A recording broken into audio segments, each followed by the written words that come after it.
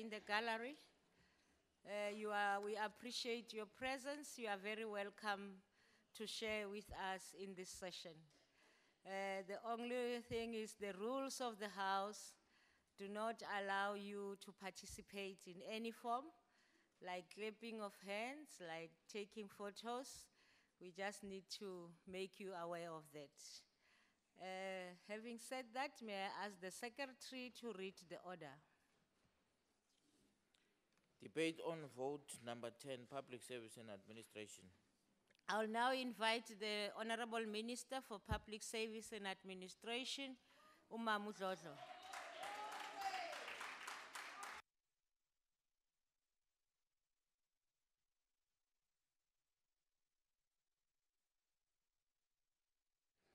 Honorable Chairperson. Honorable Chairperson, Honorable Deputy Minister, Honorable Chairperson and members of the Portfolio Committee, CEOs and commissioners of entities, directors, general, esteemed guests, ladies and gentlemen, and media practitioners who are here, good afternoon. In recently returning to this crucial portfolio as Minister for Public Service and Administration, remember I was the deputy for a long time, I was delighted when the Honorable President, Mr. Cyril Ramaphosa, in his maiden 2018 State of the Nation address, boldly but graciously set the tone and scene by translating directly the envisaged, groundbreaking public sector reforms for the social vision of the National Development Plan. In carving out the work for the Public Service and Administration portfolio for the financial year 2018-2019, the President said the following, and I quote, "Growth, development, and transformation depend on a strong and capable state. It is critical that the structure and size of the state is optimally suited to meet the needs of the people and ensure the most efficient allocation of public resources. We will therefore initiate a process to review the configuration, number, and size of national government departments." I close quotes. We have also taken note of the resolutions taken at the 54th Conference of the African National Congress which resolved that the transformation and modernization of public administration should deal comprehensively with human resource development, capacity building, and professionalization of public administration and establishment of necessary systems and processes. The conference resolved that the National School of Government must play a critical role in capacitating employees in all spheres of government, provide support for talent management, and provide guidance for appointment, succession planning, and career development. This will require a specific intervention such as the establishment of a National Competency Assessment Center, implementation of a public service skills database, a policy proposal for the setting of compulsory competence requirements for certain occupational categories for entry or mobility within the public service. Honorable members, as the Minister responsible for Public Service and Administration, I condemn the wanton acts of violence and destruction of property which we have witnessed in the recent weeks in the Northwest and other provinces. Whilst we understand and appreciate the frustration and grievances of our people with regard to service delivery and their constitutionally entrenched right to protest, we must equally remind everyone that our Constitution protects the rights of every citizen to their dignity, safety, and access to services such as health and education. It is unacceptable that elderly people and children should be forcefully denied their constitutional rights to access public services, such as it happened in Mahikeng and Klerksdorp. Accordingly, as government, we will act decisively against any elements that perpetuate violence and destroy property of state, which in the end compromises the ability of government to deliver the same services that communities so desperately need. Using the provisions of the recently signed Public Service Charter, we will strengthen collaboration with departments across spheres of government to confront the challenges of service delivery. We will also initiate a process with the Department of Cooperative Governance and Traditional Affairs to harmonize the two pieces of legislation contemplated by Section 100 and Section 139 of the Constitution, respectively. Both the Provincial Monitoring Support and Intervention Bill initiated by my department and the Intergovernmental Monitoring Support and Intervention Bill by COCTA. Both are aimed at defining interventions and implementation mechanisms at provincial and local level in the event that Section 100 and Section 139 are invoked. I will meet with Minister Mkhize and I will drag Deputy Minister kicking and screaming to this meeting to expedite this important work without delay. Honorable members, ladies and gentlemen, we are indeed inspired as we stand before you to table this 2018-2019 financial year budget vote before this House with renewed vision, energy, and hope. I stand before you humbled as I pay tribute to the former Honorable Dr. Zwela Skea, for the founding minister for the Public Service and Administration, who recently bowed out of the theater of life and public service. We are eternally grateful for the foundational legacy of his seminal work in translating constitutional provisions to values and principles for public administration. I implore all public servants to live this exemplar of a true servant of the people. We will take the baton and continue his rich legacy to drive the ongoing macro configuration of government as constitutionally expected. We will ensure a fit-for-purpose state machinery focusing on the work that the department has just completed around the Center of Government project as envisaged in the embryonic 1998 Presidential Review Commission work. We will give credence to the call from the President to restructure government in order to enhance service delivery by removing superfluous functions and structures. This would mean a reduced executive and a clearly defined role for the national administration within the national government. This extends to and links snugly with the important work of the Presidential Review Commission, whose task is to review and structure state-owned entities to make them more efficient and impactful in our economy. The public service itself must undertake this important exercise with regard to its own specialized entities in order to address the challenge of the current structure and size to introduce efficiencies which will help government to deliver services more efficiently. Honorable Chairperson, honorable members, ladies and gentlemen, to assist me in guiding the delivery of this portfolio's mandate, please join me in taking this opportunity to welcome our newly appointed Deputy Minister, Dr. Kana Pilane Majake, who will present her maiden budget vote to this House today. Point of order.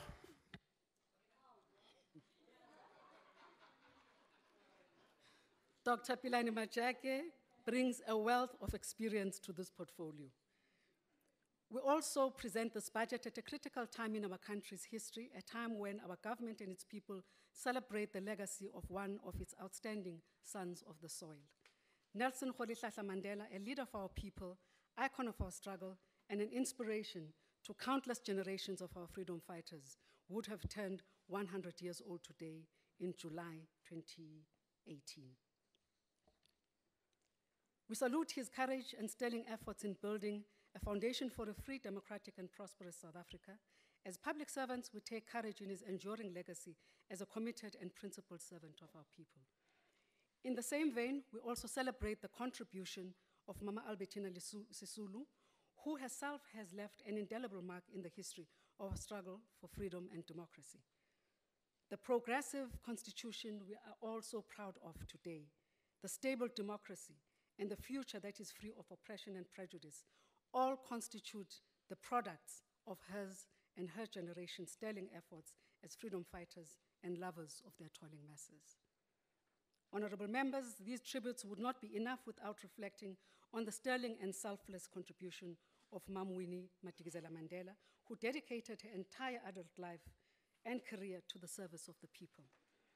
When she became the first Black medical social worker more than 6 decades ago, Winnie Mandela distinguished herself as a selfless public servant and a lover of humanity.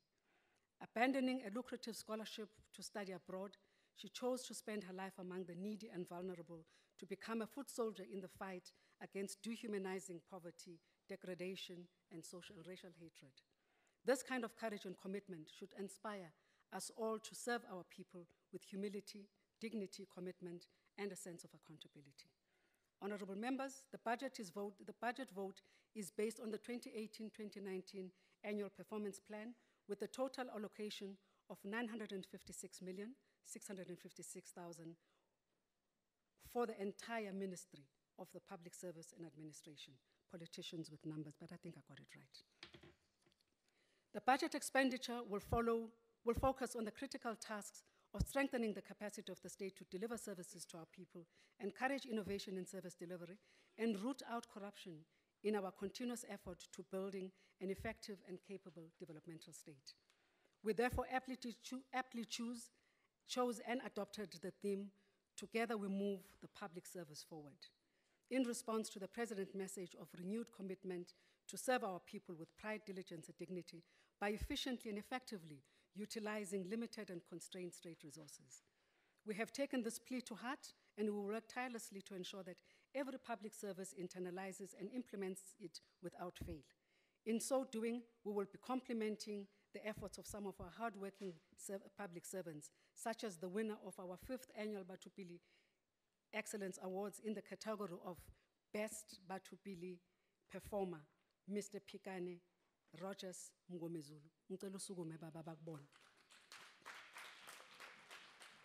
Thank you very much. Ungahlala phansi. We take this opportunity to congratulate and appreciate Mr. Ngomezulu for walking in the footsteps of all our decorated, hardworking, and selfless public servants. I'm also pleased to inform the House that President has reappointed me to serve on as South Africa's special envoy to the Open Government Partnership. This brings an opportunity for us, thank you, comrades. This brings an opportunity for us to continue to the work of building platforms that enable partnerships between government and civil society. The open government principles mirror our public service reform ethos, which include transparency, oversight, and participation, through which we hope to improve governance and service delivery to our people. Honorable members, in this financial year, we will accelerate our programs to build a cadre of public servants who will be change agents, enablers of facilitators of integrated good governance, and public administration towards the achievement of the country's social vision 2030. We will accelerate the implementation of the Public Service Charter, which is a social compact between us and labor to enhance service delivery at all local levels.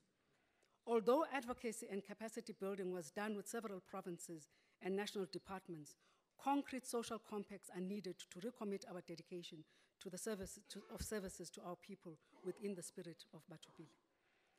In the meantime, we're developing our own monitoring mechanisms as a way of improving service delivery as envisaged in the Public Administration Management Act of 2014. Some of this work, including research undertaken on the 2 song centers, as well as the geographic accessibility studies, this will contribute towards strengthening our service delivery capacity, capability, and the model itself. The master brand and tagline of the mandate of the Department of Public Service and Administration is that of setting norms and standards, both in the Public Service Act of 1994, as well as the Public Administration Management Act of 2014. I'm pleased to announce that the department is in the process of incubating the Office of Standards and Compliance, which will assist us in the establishment of codified minimum norms and standards and enforcement of compliance for public administration throughout the country. After wide consultation, both locally and internationally, we have developed a draft strategic framework for public administration norms and standards, which provides the principles and organizational tools to measure organizational performance. These in turn have been included in a comprehensive organizational performance evaluation system, which includes both organizational functionality assessment and productivity measurement frameworks. We're also almost ready during this financial year to move into establishment phase and will be ready to pilot the project in the following year. We intend to implement this project fully by the year 2020-2021. As part of this important work to ensure the achievement of these objectives, we had an obligation to review the performance management and development system for members of the senior management service, including the heads of departments. In this regard, I'm glad to announce that the department has reviewed and developed a new performance management system for the entire public service. For heads of department, the PMS integrates the management of individual performance and the management of organizational performance. Various management control tools will also be used to validate the performance outcomes of HODs, such as the Auditor General's report and the departmental annual plan. In this financial year, further work will be undertaken to refine and enhance performance agreements across all levels of employees to ensure accountability and productivity measurement. We will also benefit immensely from the work of the Public Service Commission, ladies and gentlemen, honorable members, in the area of public service leadership and human resource management. In this regard, the PSC will conduct an evaluation and recruitment and selection system in the public service, as well as the performance management development system. This study is aimed at ensuring that appointments are based on the principles of meritocracy as envisaged in the outcome 12 of the medium-term strategic framework, with the key tenet of professionalizing and making the public service an employer of choice. To strengthen the fight against corruption, the department, together with the PSC, will undertake the following activities. 1, convene and ensure effective and efficient functioning of the National Anti-Corruption Forum. 2, strengthen the management of the National Anti-Corruption Hotline. 3, drive the promotion of professional ethics through conducting workshops with selected government departments. And 4, issue a fact sheet on completed disciplinary proceedings on financial misconduct for 2017-18 financial year, where we will also report on the closure of cases. We will also conduct an assessment of the implementation of the financial disclosure framework for 2017-2018. In responding to the call by the President, we're developing a framework which will inform how we institute and conduct lifestyle audits on all public service employees. This, in addition to existing measures which prohibit employees from conducting business with organs of state. Together with the National Treasury, we continue to monitor this practice using the registration interface between the National Treasury's Central Supplier Database and the Personnel Salary System. Employees registered on the CSD and those found to be conducting business with any organ of state are reported to my department for disciplinary action with immediate effect. In this regard, we are glad to report that in the 2017-18 financial year, the PSC produced a fact sheet on completed disciplinary cases on financial misconduct for the 2016-2017 financial year, which shows that 1,150 disciplinary proceedings on financial misconduct were completed, 683 of which were found guilty. Honorable members, we still sit with the challenge with the management of discipline within the public service, especially with respect to the duration in resolving such cases, as well as departments choosing to use private law firms, usually outside the legally allowed prescripts. In the past year, we have put formal mechanisms to put in place and to provide assistance to such departments via a pool of experts from various sectors to either prosecute or chair such disciplinary cases.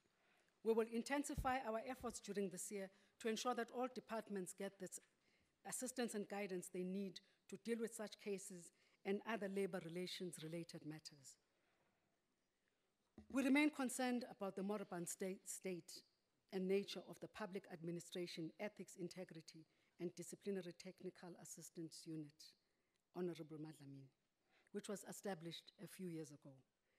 The revival of this institutional mechanism will strengthen accountability, efficiency, and transparency of public institutions in delivering services to South Africans.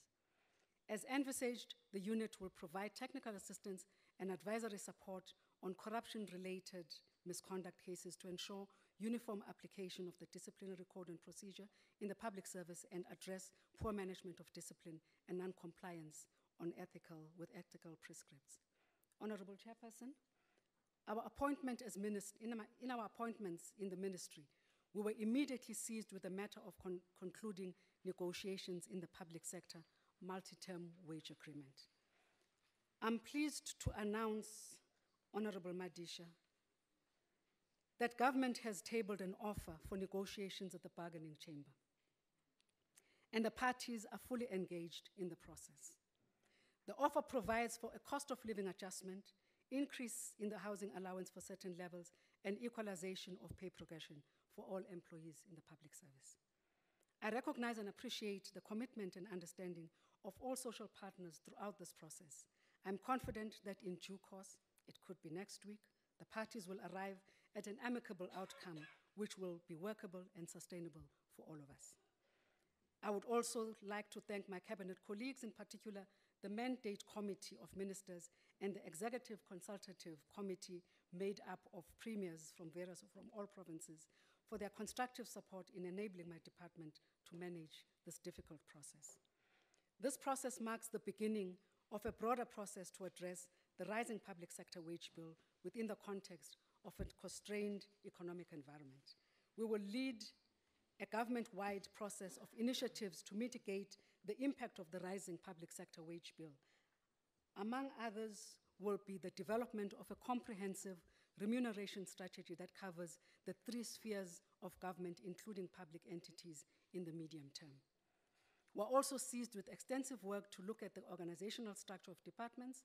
This will result in a directive that will seek to limit the appointment of personnel additional to the structure, and this will be done without affecting the operations of certain departments.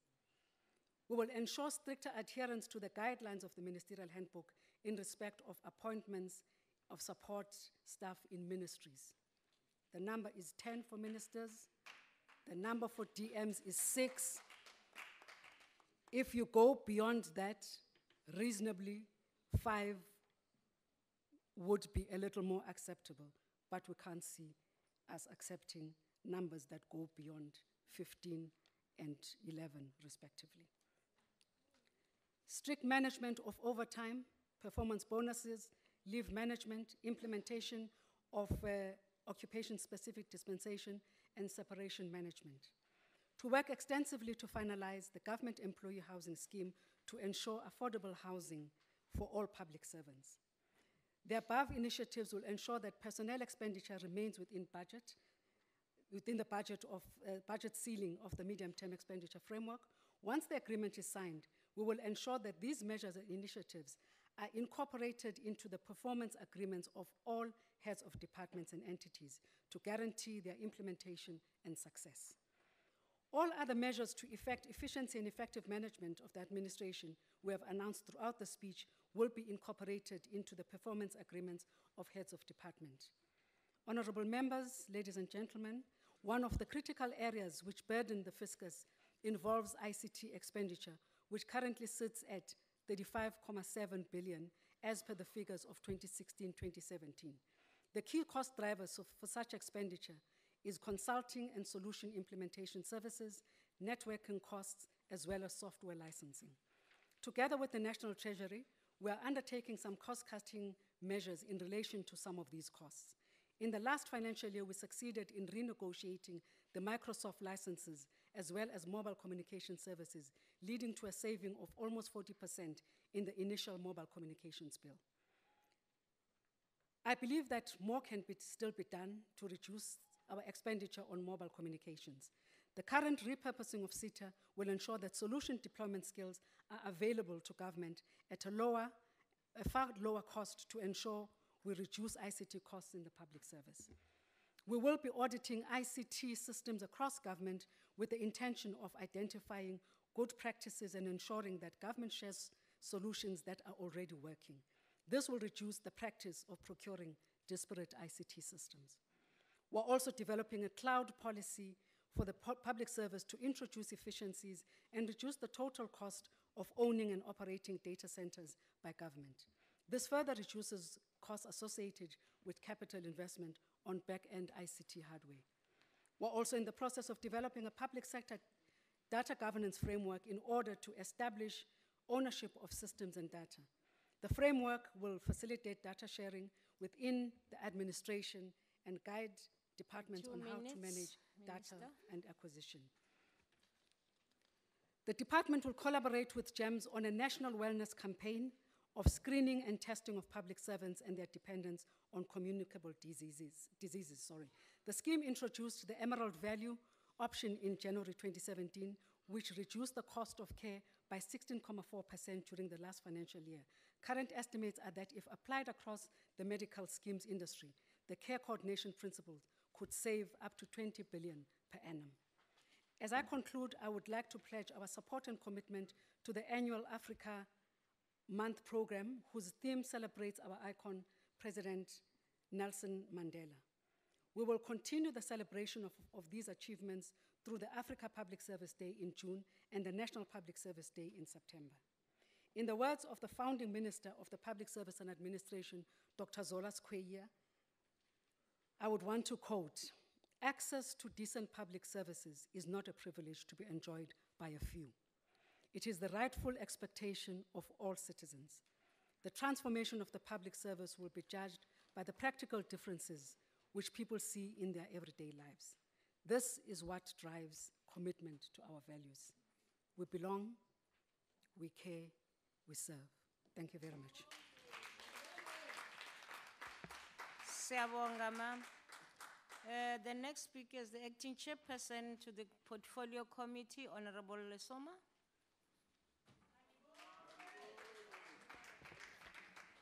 Thank you, Honorable House Chairperson. Fellow South Africans, Honorable Minister Dlodlo and Deputy Minister Macheke, fellow honorable members, members of the Portfolio Committee, in particular ANC members, DPSA and DPSA, PSC family, invited guests. May I borrow from the words of the theme that was said by the minister, moving public service forward.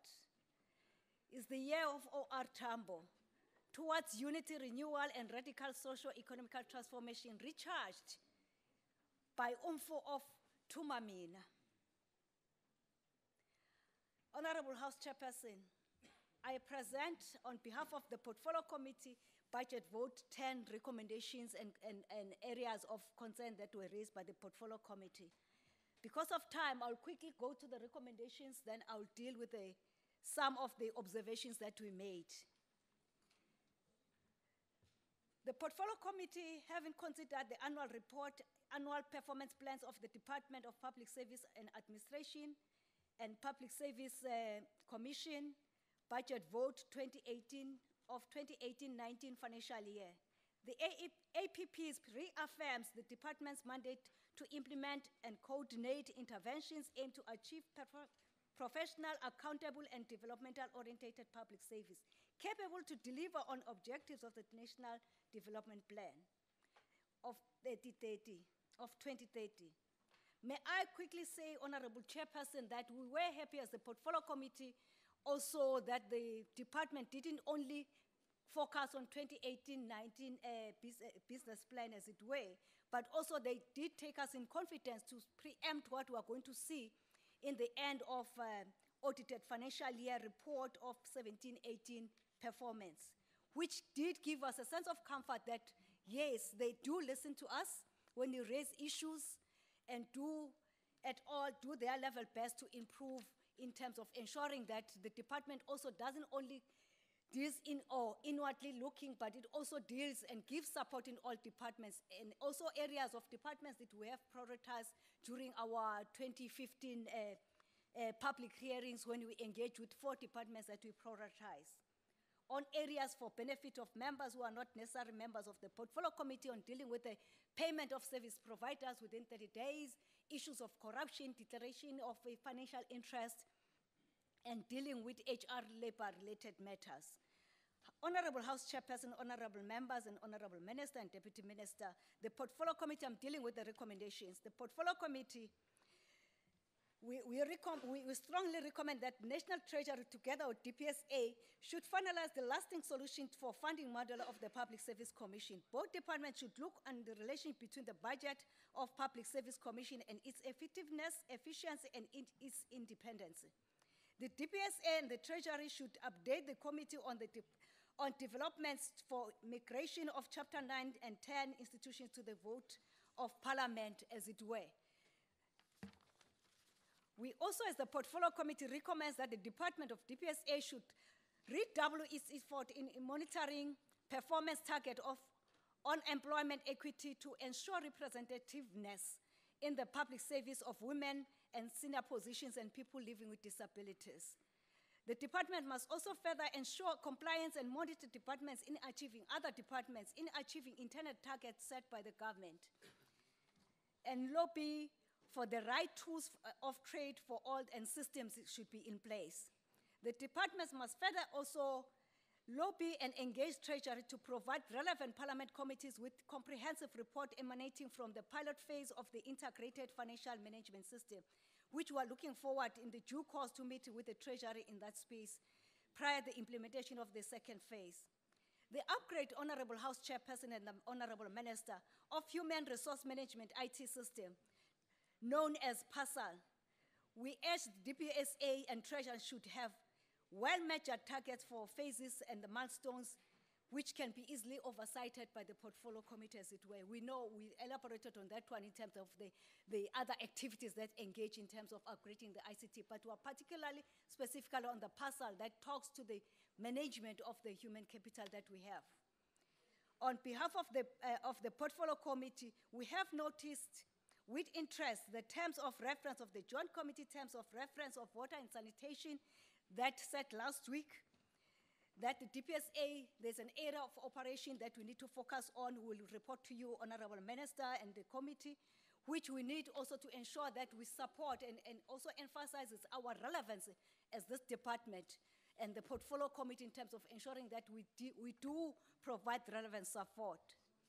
But also, I must also, Honorable House Chairperson, thanks the ANC on this one of thinking of integrating the DPSA and DPNE and Stats SA together to be oversighted by this portfolio committee. I know other honorable members what are going to say, but that one does make sense because there's an overlap in terms of the responsibility. That's the recommendation of the portfolio committee, by the way. The department should ensure the government departments resolve a huge backlog of disciplinary cases, which you also elaborated on that one. But also the most important one that we want also to commend the department in the year 17-18 budget, we did say that the department must also manage and minimize the huge budget of HR issues in terms of dealing with the disciplinary cases and labor-related, which you elaborated on that one. And we have noticed in budget 18-19 that they have dealt with that one. Because we're not comfortable that such a big money of 74 million is only dedicated for disciplinary actions. We are also encouraging and also strongly recommend that the working jointly of the Department of Planning and Evaluation should ensure the implementation and monitoring of the newly approved policy on performance management of heads of departments in the public service. The policy should be also used as a mechanism to ensure stability of the heads of departments and measure them based on performance before government can terminate or renew their contracts. The department should also ensure that its intensified development mechanism to uproot corruption in the public service and develop a communication platform to raise awareness of the public service regulations clauses that prohibits public servants doing business with government. A new time frame for public servants doing business with government or with a state be afforded as the last solution. In any event, they shouldn't be doing business with government. We also recommend that the Batupili Principles and Public Service Charter should be resuscitated, implemented, and entrenched in all government departments, especially those public providing direct services to the citizens. And also we urge departments, which we raised in the last financial year vote, also Honorable Minister through the chairperson, the finalization of the preferred two-song center model should be prioritized. But also prioritizing in terms of ensuring that we entrench the Batupili on the departments that have received a negative public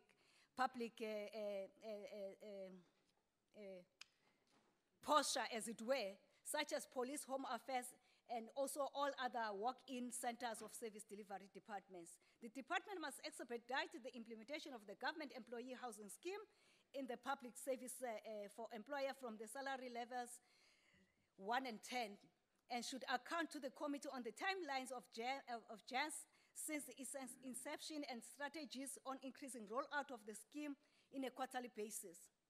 The committee, however, Honorable Chairperson, we must say that it did acknowledge that any movement in this regard, it depends on successful wage negotiations of organized labor or labor council, as it were. Under the National School of Government, we recommend that the National School of Government should intensify its revenue collection strategy to ensure it remains financially viable and suitable. Borrowing from the ANC resolutions, and also ensure that all their courses are accredited to training in public employment and crucial to their successful implementation, but also ensure that there is an assessment of value add in those trainings that they provide. And also it should also put necessary training mechanism in place to the position of the school as a training center of choice of public servants, with a focus on training needs and tailor-made for relevant department, as it were. I will quickly then, Honorable House Chairperson, if you allow me, and honorable members and fellow South Africans, on Public Service Center for Public Service Innovation, that we urge the department, together with the Treasury, should provide adequate resources and support to the center in order for the center to assist government departments with the new innovations that can empower and improve performance of government, as it were. The Honorable House Chairperson, we urge and we request the House to adopt and approve budget vote 10 of DPSA as it was as presented. Thank you so much. Thank you, Honorable Mayor. We now call on Honorable van der Walt to take the from the DA. Thank you.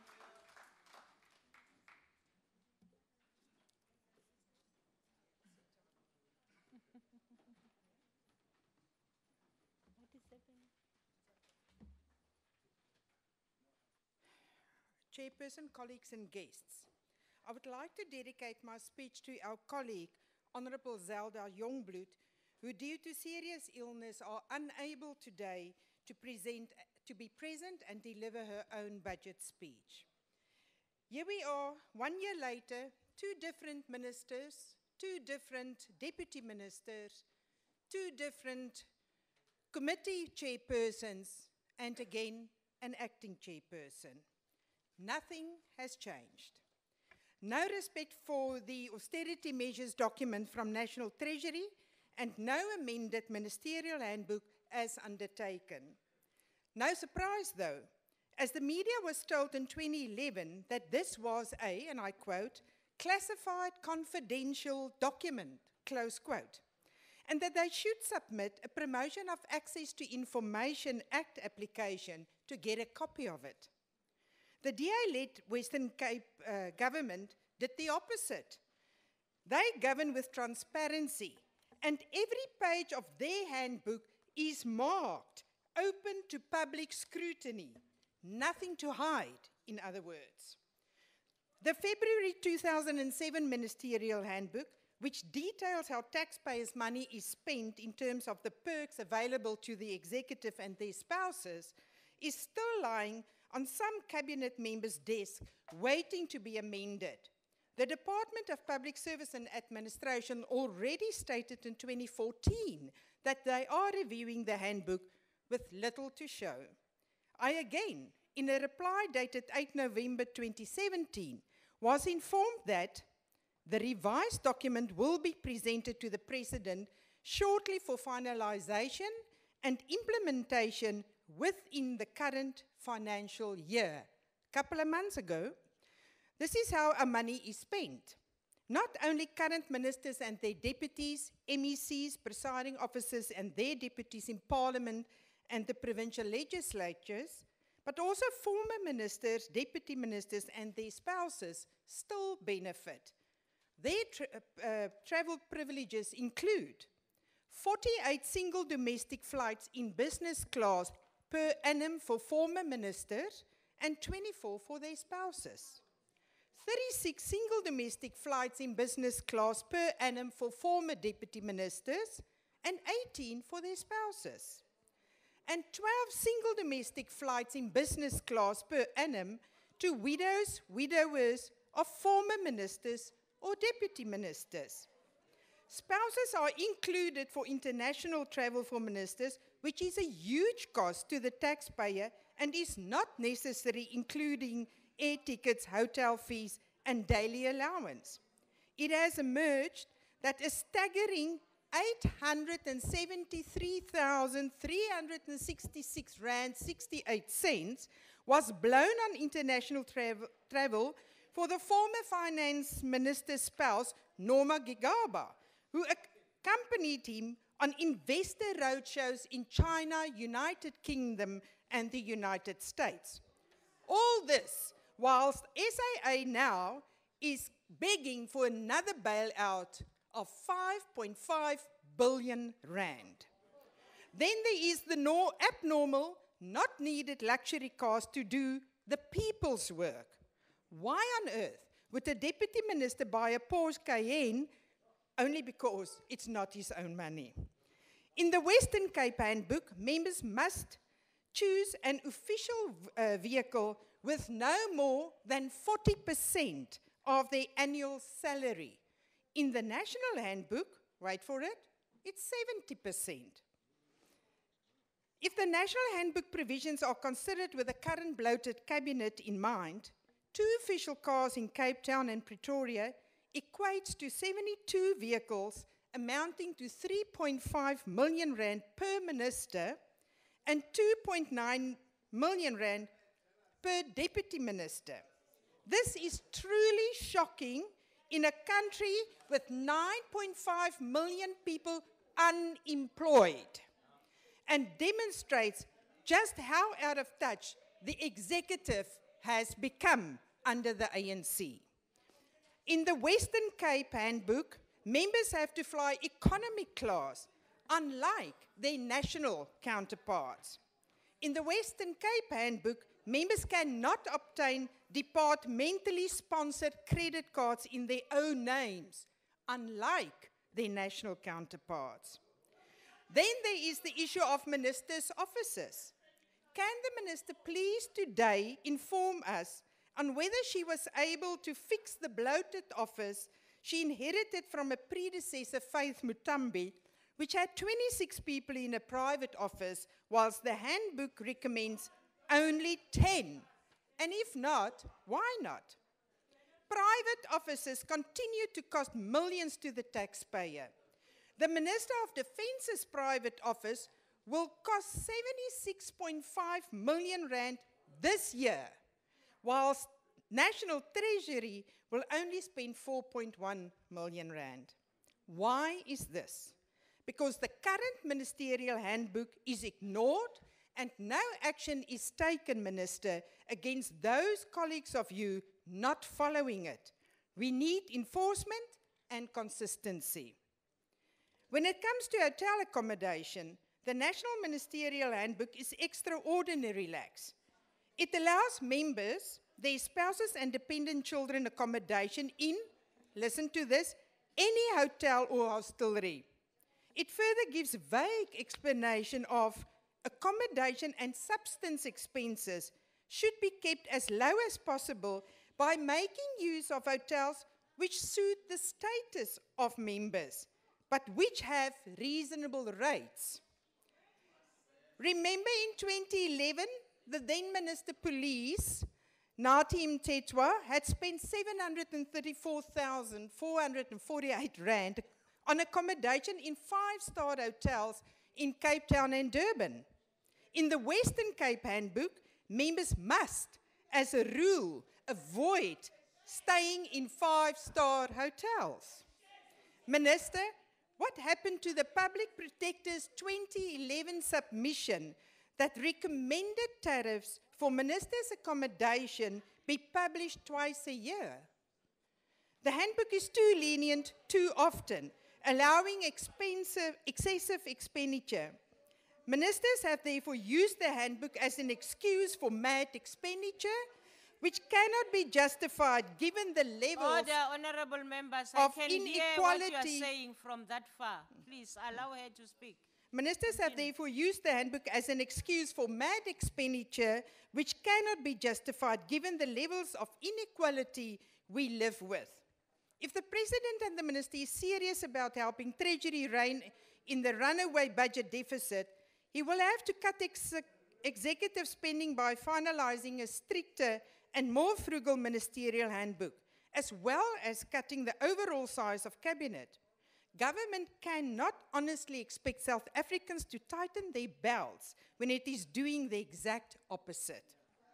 The bloated executive is far surpassed by the currently bloated public service. While we commend the hard work of many officials in the public service, it has become top-heavy and bloated, taking away money from key services and social welfare. The minister has failed to cross the first crucial hurdle in a new position. As it stands today, government workers are threatening to lay down tools as the 3-year public sector wage negotiations is yet to be concluded and is now 45 days overdue. It is worrying that the minister hired as part of a team members that were involved in previous failed negotiations.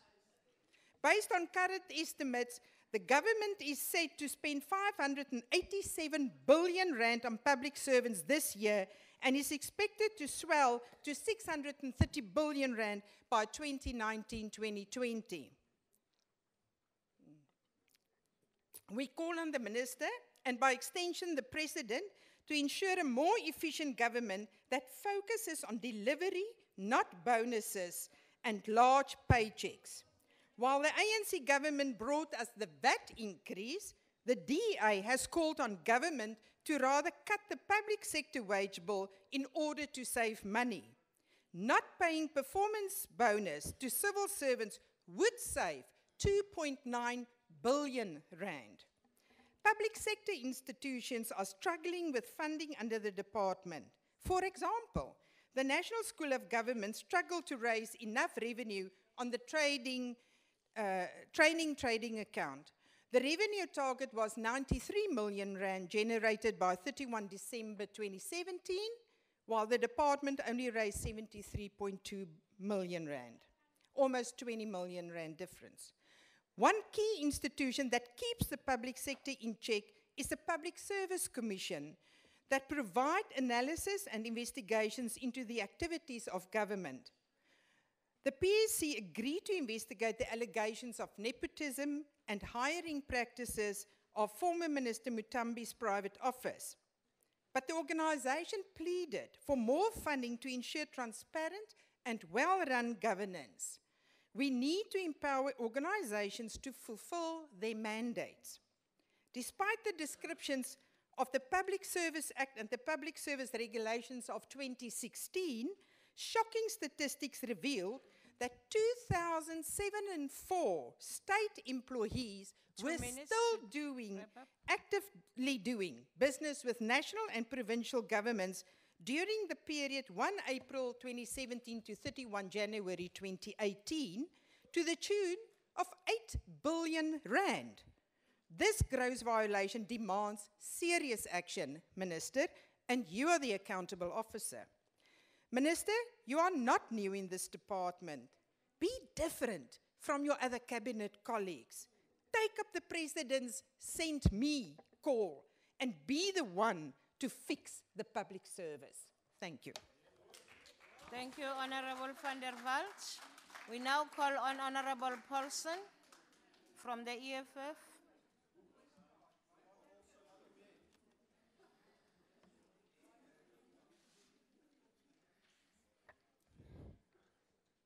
Assalamu alaikum wa rahmatullahi wa barakatuh. I greet you in the universal message of peace, and I wish all Muslims, fellow Muslims, brothers and sisters, Ramadan Kareem for the coming month of fasting. Chairperson, if this government wants to build an effective public service which will drive real economic and industrial development and provide quality public services, the capacity and the responsibilities of the state must be expanded, and those employed by the state must feel inspired, skilled, and well compensated. It is why the Economic Freedom Fighters will be introducing a private members' bill which will compel all spheres of government, including state-owned entities, to insource all its workers.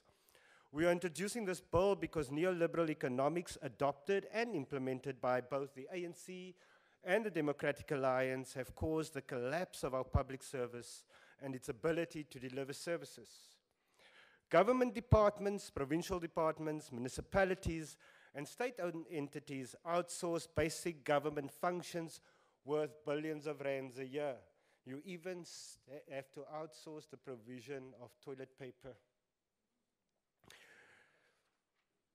Tens of thousands of workers exploited by labor brokers and various other middlemen and companies are contracted to government, with the workers getting only a fraction of what is paid to these companies and middlemen by government. This is exploitative, unnecessary, and has fueled corruption through the tendering process. Once our bill is passed, government will be forced to employ all people in all spheres of government and end the exploitative and wasteful practices of contracting and outsourcing. The City of Johannesburg, under the direction of the EFF in council, has already insourced workers and will be insourcing more.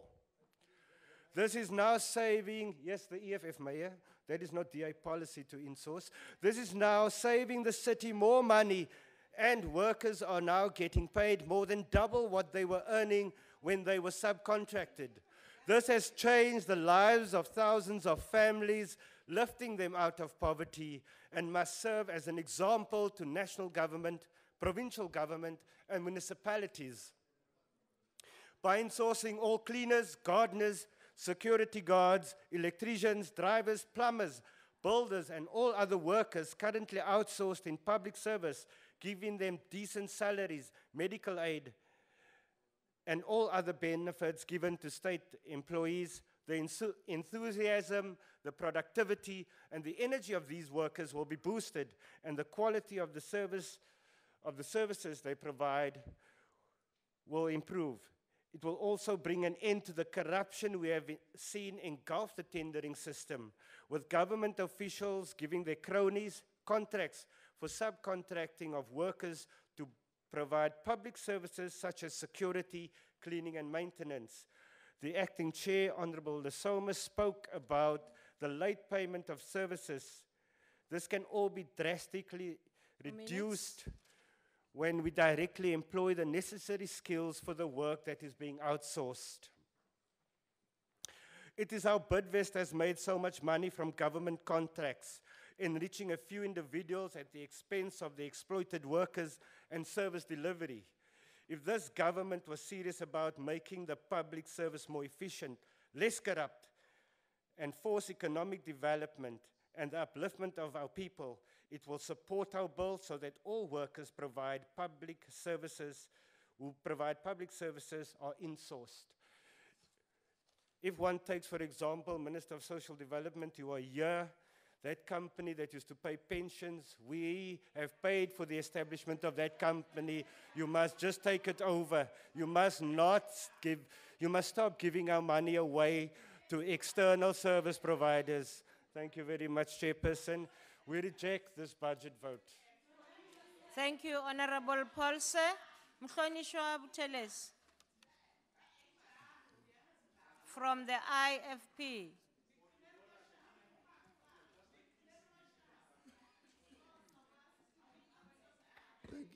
Thank you very much, Honorable Chairperson. As it stands, the public sector wage bill is almost a full third of annual budget, sitting at 587 billion.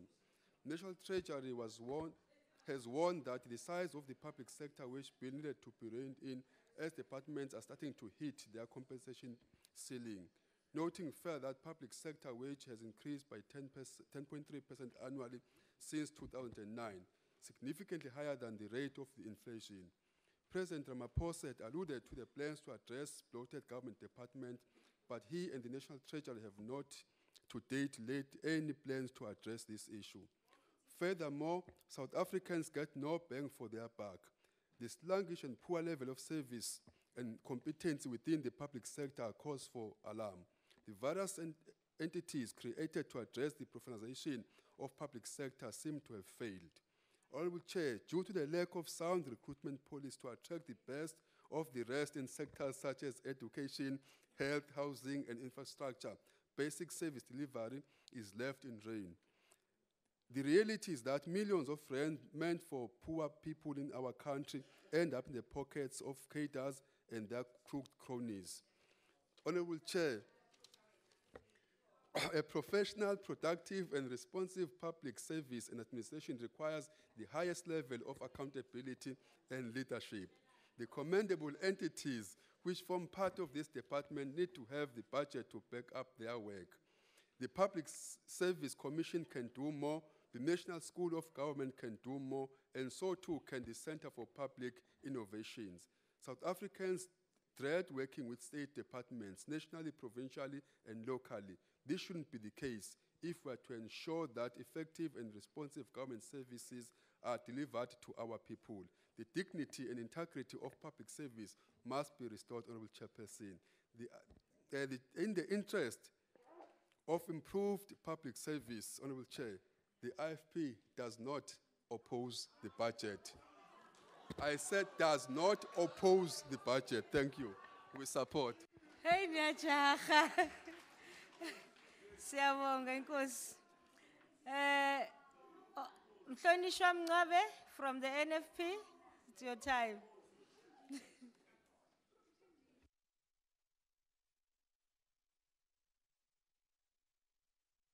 Siyabonga sihlalo sibingelele kuNgqongqoshe nesekela lakhe. Nabahlonishwa bonke abakhona nehambeli zethu ekhona. Siyabingela kusihlwa. Honorable Chair, the Department of Public Service and Administration, with its entities, plays a crucial role in building a state that is capable of realizing development and transformative role. Professionalizing the public service remains an integral part of this department through reskilling and retraining of public servants. However, we share on the concerns of the Portfolio Committee about the number of unresolved disciplinary cases in the public service without effective monitoring mechanism. The department must utilize the pool of public servants who are well experienced in labor relations matters to accelerate the backlog of disciplinary cases in this sector. This practice of endless suspensions period, while a person is getting full salaries and benefits, must come to an end. It is a waste and gives a very bad image of our public service. Honorable Chair, the filling of vacancies in the public service is another concern. Currently, it takes the government departments almost 8 months to fill vacant posts. And this is against the time frame contained in Section 62(9) of the Public Service Regulations of 2016. We believe that this must be corrected as well. Chair, the NFP welcomes this budget. We are encouraged to see that a bigger portion of this budget has been allocated to Program 5 of the department, which deals with service delivery support. We also believe and share on what the Portfolio Committee recommends, that the government must be commended for allocating this much to service delivery support in order for the department to give to all 3 spheres of government who had service delivery challenges. We believe this will serve as both a preventative and remedial measures to service delivery challenges and protest, which in turn cost the government a lot of money when fixing such damages. Thank you very much. We support this budget. Sithokoze, Mhlonishwa. Sikhulume esilandelayo ngusekela Ngqongqoshe uMama Majete.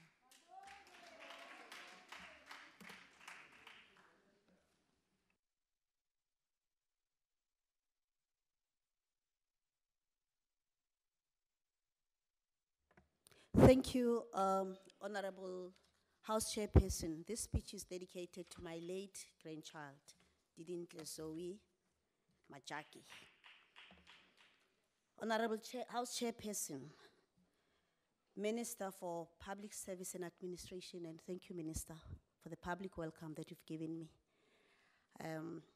It's an honor for me to have been given this opportunity to come and work with somebody of your caliber, with the theme that you're sponsoring, moving public service forward.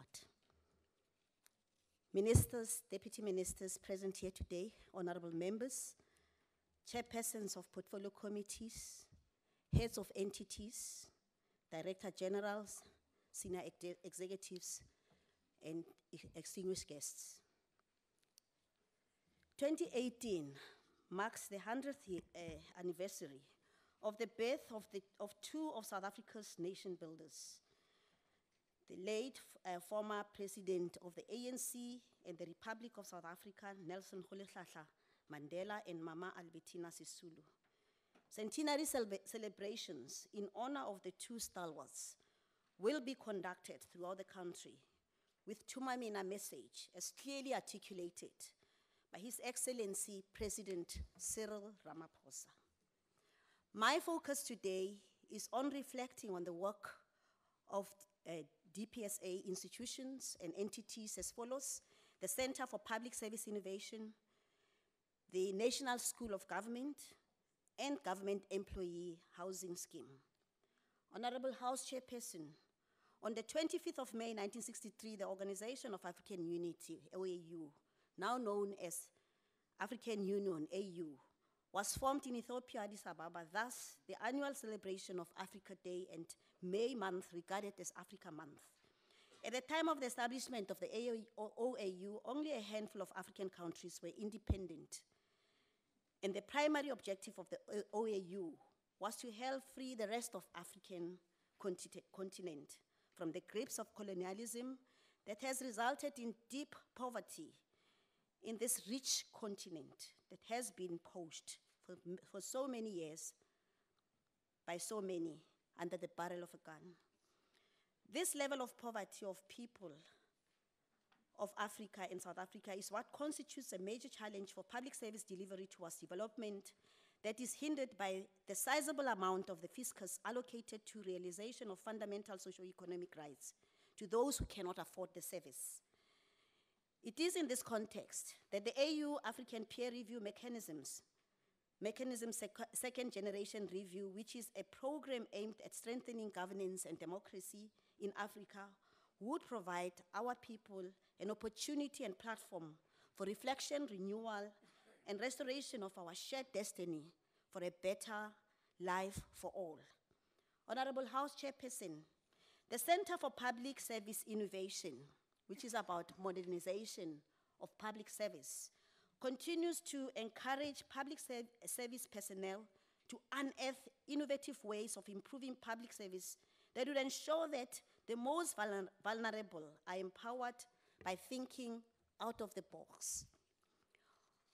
Optimization of patient flow initiative at Bethaqoa Hospital in Gauteng Province, for example, is but one example of innovative projects in public service. This initiative resulted in the reduction of waiting time for patient admission. Additionally, improved patient flow has had a knock-on effect on the use of the theater facility in this hospital that improved from 29 to 59%, meaning that the hospital now operates more patients. The Center for Public Service Innovation also introduced Multimedia Innovation Center, which is virtual and safe space in which public servants interactively generate ideas to resolve service delivery challenges. I would like to take this opportunity to invite you to visit the Mobile Multimedia Innovation Center, which is located just outside this venue when we are done. It is also important to note Limpopo Virtual Revenue Enhancement Project. This initiative has increased the provincial revenue collection in 2 years with 719 million rands. The initiative has been extended to Northwest and the Free State Province. The education portfolio is relentlessly driving innovation through the use of information and communication technology at our schools.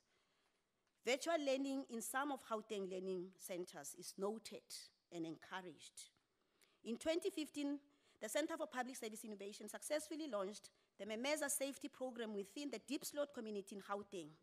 Memeza means shout in isiZulu and works through a network of alarms that are installed in households in low-income neighborhoods for swift response to criminal occurrences towards realization of a crime-free society or crime-free South Africa. Memeza Safety Program alarms have also drastically reduced crime, in particular, gender-based violence.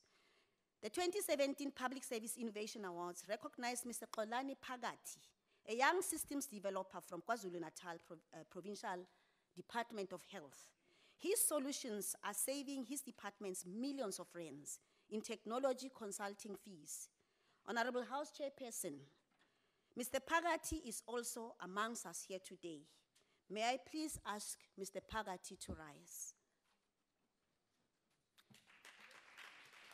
Thank you and congratulations. The same award recognized Mr. Scotch Mkonto, an innovation trailblazer who developed an in-house solution for Mpumalanga Provincial Department of Health that optimizes the dispatching and tracking of ambulances. This initiative saved the department 60 million rands and significantly improved the response time of ambulance to emergency calls. May I ask Mr. Mkonto to rise, please? Thank you and congratulations.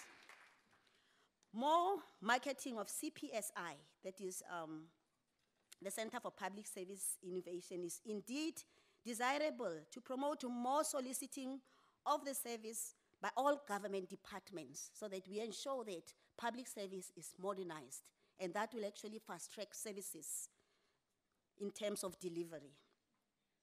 Honorable House Chairperson, the mandate of the National School of Governance is to ensure that public service is a force for common good of the nation.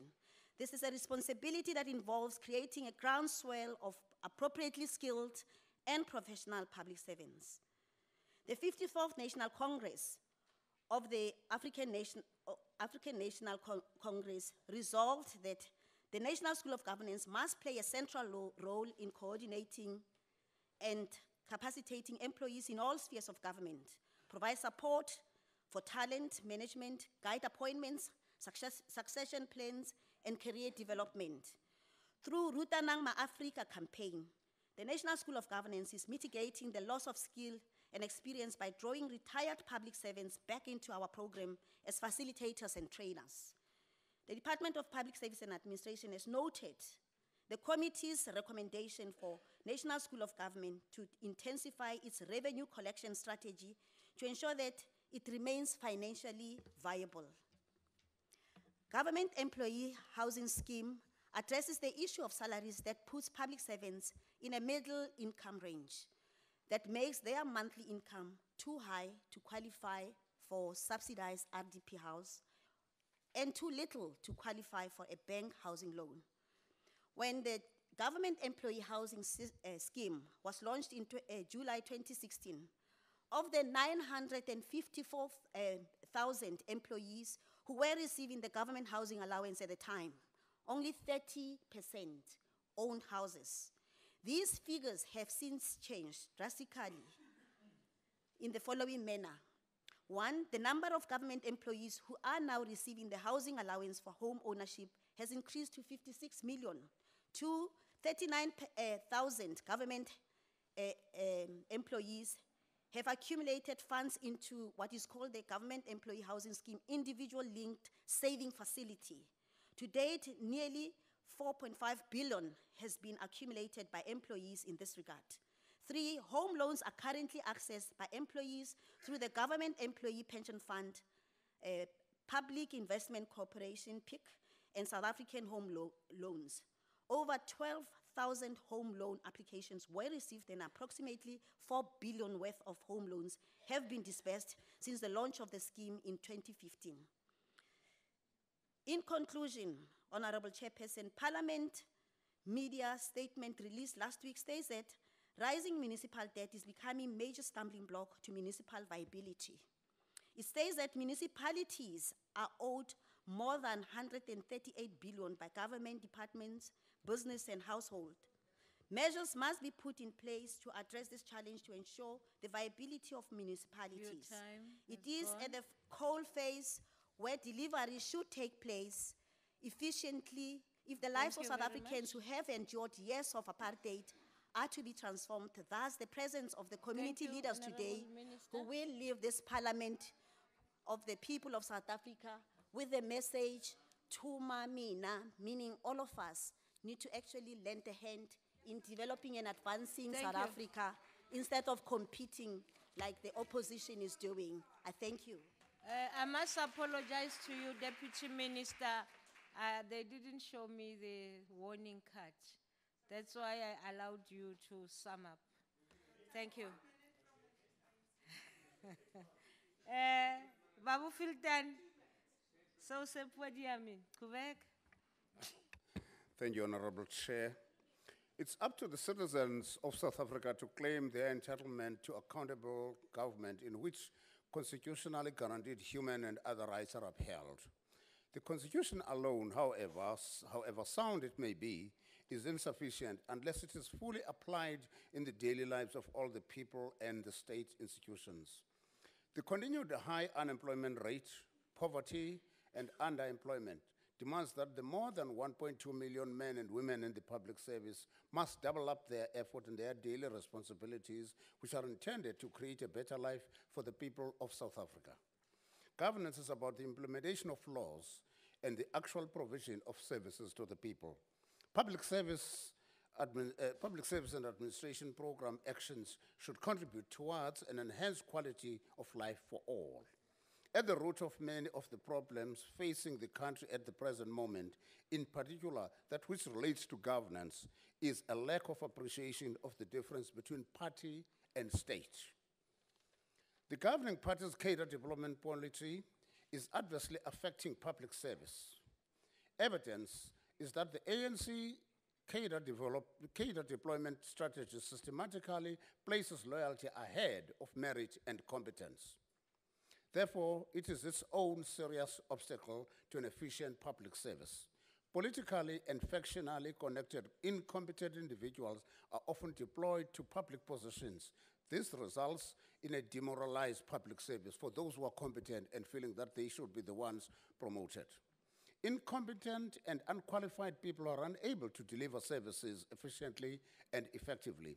Competency and ethical standards are critical for an effective and efficient public service. Section 195 of the Constitution commands that the public administration must service all people in a manner which is fair, impartial, equitable, without bias, and that's what we need. But amongst other things, the public expects public servants to run public service as a professional state service and an integrated and seamless single public service across all the three spheres of government. A democratic public service must uphold values of honesty, integrity, non-partisanship, prudence in the use of taxpayers' monies. There must be faithfulness to the principles of fairness, impartiality, and professionalism whilst carrying out their duties, with respect for the government of the day and, most importantly, putting citizens first. The ruling party has taken similar or same resolutions in many of its decision-making bodies, but implementation, dololo. There is no implementation because patronage and the ANC is the same WhatsApp group. The governing party cannot operate without patronage, and patronage is an antithesis of patriotism. So, with patronage, the people of South Africa will never be at the apex of the governing party's programs. That will only remain a paper commitment. Provided, Honorable Minister, cadre deployment will be stopped in your time, we'll support this budget. Thank you. Thank you, Honorable Filtani. We now invite the Honorable Niho Drunken of the ANC to continue with the debate. Okay. She'll be...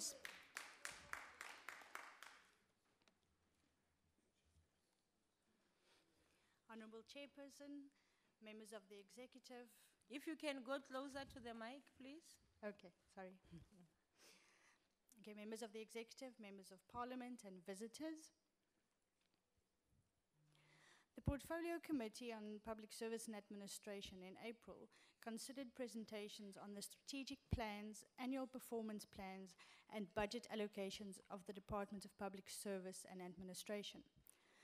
For Budget Vote 10, which comprises the following institutions: Public Service Commission, National School of Government, and the Center for Public Service Innovation. The African National Congress has made a conscious decision that South Africa must become a capable and developmental state.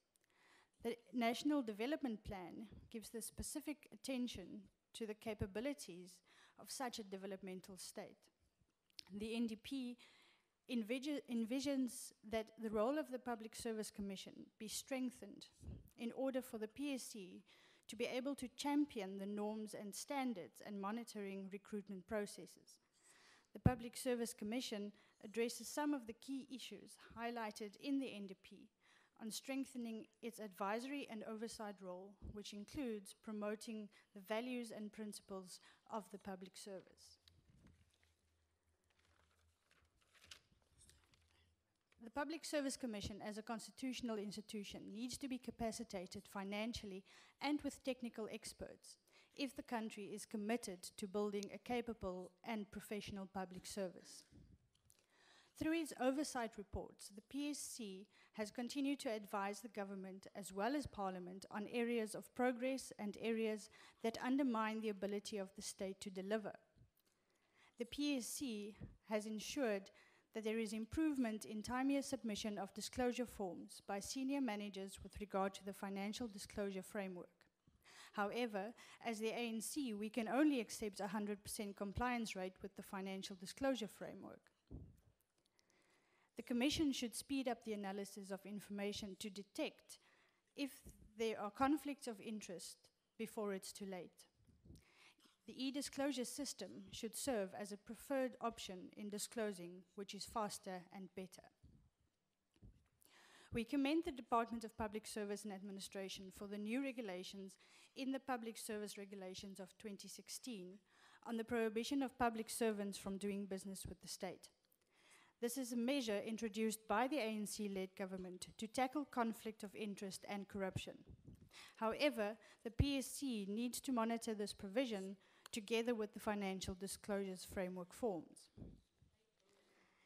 In promoting sound labor relations in the public service, in 2017-18, the PSC concluded 87% of grievances cases, of which 560 cases were for public servants from level 2 to 12, and 81% of those cases were concluded within 30 working days upon receipt of relevant information. 55 cases were for level 13 and up. And 93% of those were concluded within 45 working days on receipt of relevant information. In executing its constitutional mandate of promoting professional ethics during the period under review, the PSC investigated aimed at promoting public administration practices and good governance. In this regard, a total of 303 out of 360 investigations were finalized, of which 210 were finalized within their respective timeframes, which ranges from 45 days to 3 months. In relation to cases lodged through early resolution, the PSC received 27 cases, of which 85% of the cases were finalized. We commend the PSC for doing a sterling job of closing cases within reasonable time. We also welcome various strategic research projects and initiatives undertaken by the Public Service Commission, spanning from the assessment of the impact of organizational restructuring, audit of qualification of SMS members in selected provinces, and monitoring of career incidences of heads of departments to conducting investigations of procedure and incapacity leave and ill health retirement application processes in identified provinces. Pillar. Senior managers got appointed in the public service without being subjected to competency assessment. This clearly indicates the need for continued monitoring, assessments, and advice in many of these areas if we are serious about building a capable and professionalizing public service. During its 54th National Conference, the ANC made a resolution that the merit principle must apply in the deployment of senior appointments based on legalized prescripts and in line with the minimum competency standards. The ANC government is concerned that public servants are getting recruited and employed wrongfully. They are not getting employed based on merit. We call on the PSC to intensify addressing wrong appointments as a result of poor recruitment systems in the public service. We commend the Commission for progress made in respect of the prevention and combating of corruption in the public service. A total of 1,856 national anti-corruption hotline cases that were lodged with the PSC were referred to relevant national and provincial departments. The PSC has observed an increase in the public interest to use the hotline as a reliable mechanism to report alleged corruption cases. With regard to the NICH, cases lodged telephonically, 1,374, were referred to national and provincial departments, and 1,125 cases registered on the database were closed. An important aspect of building a capable and developmental state is to ensure that there is a professionalized public service with skilled public servants delivering efficient and effective public services. Outcome 12 of the current MTSF requires that we must have a public service that is considered as a career of choice and enhance responsiveness of public servants and ensures accountability to citizens. The National School of Government, NSG, contributed towards the achievement of this outcome. The NDP has called for the public service to establish a strategy for recruiting dedicated young people and developing their skills. The NSG has been responsive to the development of the youth for public service employment through the Breaking Barriers to Entry BB2E program. The school trained a total of 3,163 youth graduates in 2017-18 financial year. The key challenge, however, is that access to employment opportunities is limited, and competition for these posts are high. However, the training puts the learners in good position to compete effectively for employment opportunities. The ANC welcomes the collaboration between the Department of Rural Development and Land Reform and the NSG in setting up the political education program for youths during 2016-17 financial year. The NSG trained 52 facilitators who in turn rolled out the program to 2,808 unemployed youth. This collaboration is designed to guide further rollout of the program to more than 5,000 rural youth in the next 2 years. The NSG has also signed a memorandum of understanding between the NSG and South African Local Government Association, SALGA, in August 2016. The MOU provides for capacity building for local government using local and international experts. This provides training to mayors, councillors, and top leaders in local government, and an induction program for councillors and senior managers to promote the narrative of back to basics in municipalities.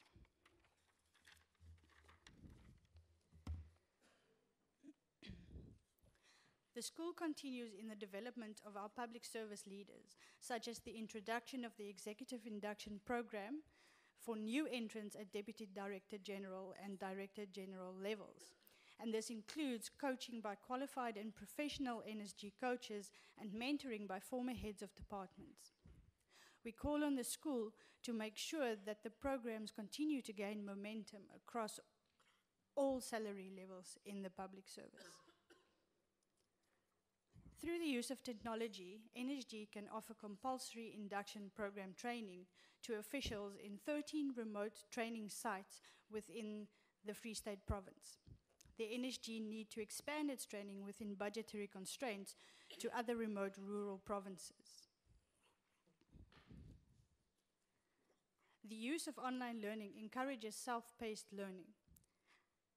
the piloted and implemented open online courses has showed much success, resulting in an intake of more than 25,000 learners accessing learning opportunities through this platform. We commend the school for its plans to begin converting their training and development to cater for the needs of people living with disabilities. Furthermore, the school will offer trainings to frontline officers on South African Sign Language in an effort to improve communication with You'll wrap up people in and 2 disabilities. minutes. This is a progressive move, and it is my hope that this training will be conducted by deaf adults. South African citizens, as most other global citizens, are looking towards dynamic, creative, and innovative solutions to their challenges. As the ANC-led government, we need to respond accordingly and to be a vibrant government. This is why we have a vibrant organization such as the Center for Public Service Innovation that is rising to the challenge. The ANC believes that the role of innovation as a catalyst in ensuring an effective state machinery is indisputable.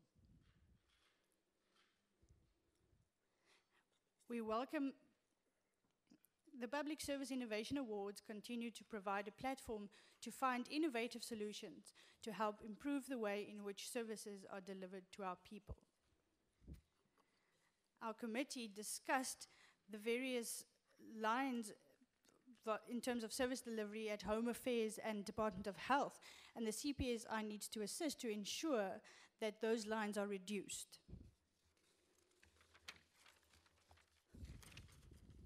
This budget vote is a continuation of an honest attempt to address what we inherited under the apartheid dispensation, and also charts a way forward as we contribute towards the development of our democratic state. We remain committed to doing much more to improve the lives of all South Africans and to contribute to the advancement of the lives of all South Africans. The ANC supports this budget vote.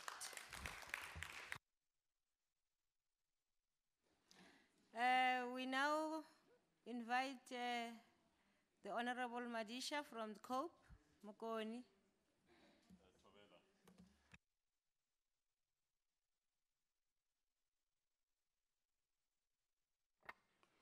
Thank you very much.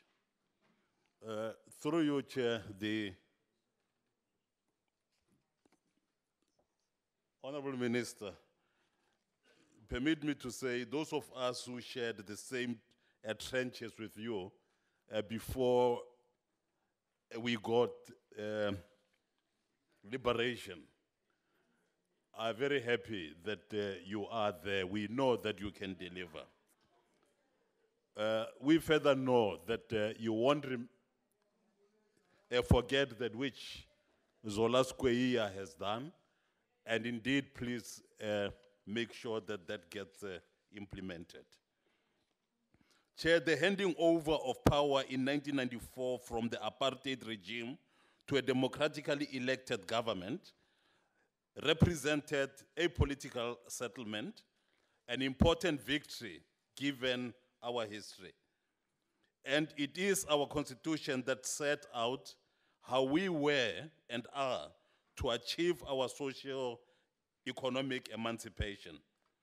And it is government that has failed to date, of course, to meaningfully give effect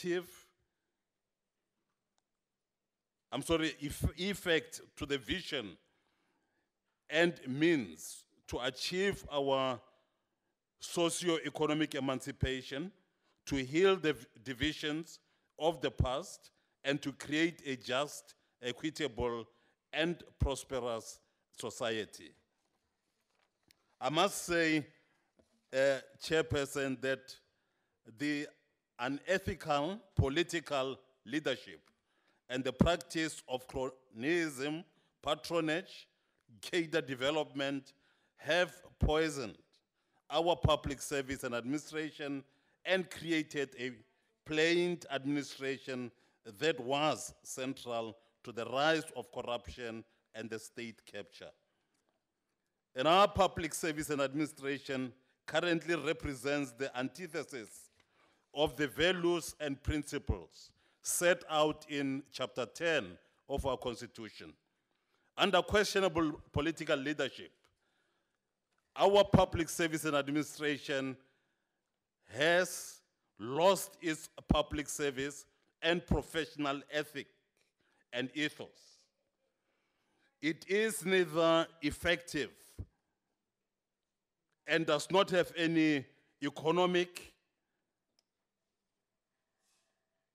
efficacy, anything that can be able to take us forward in that realm. In many respects, as the high-level panel reveals, it hinders and frustrates our development and our developmental objectives. Complaints of service not being provided impartially, fairly, and equitably, but that you need a party membership card to receive services, or that people are 1 being minute. discriminated.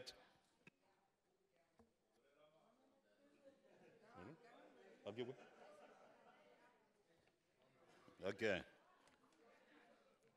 You've got to have a membership card of ANC, of course, if you've got to get services, which is terrible. The other thing is, our public service and administration is neither transparent nor accountable, and this fosters the sense of impunity within our administration, and instead, again, it fosters good human resources management and career development. There are horrendous problems that we are faced with. And Nako e fedile, Mokoni. Sengasubulelago again, as I sit down, you have indicated that, I don't know the new deputy minister. What happens? Nako e fedile, Deputy Mokoni. ministers and ministers are added every day, Ifedile and nako. 4 billion rand goes, and more will keep on going. Hey, Raleboga. wajiwa mo man. Hey, walewa ANC kuyakiwa pa. Raleboga, Mokoni. Hey, je le stiel shows ek Vietnam. Dankie, achtbare lid wissels. Dis u se tyd nou.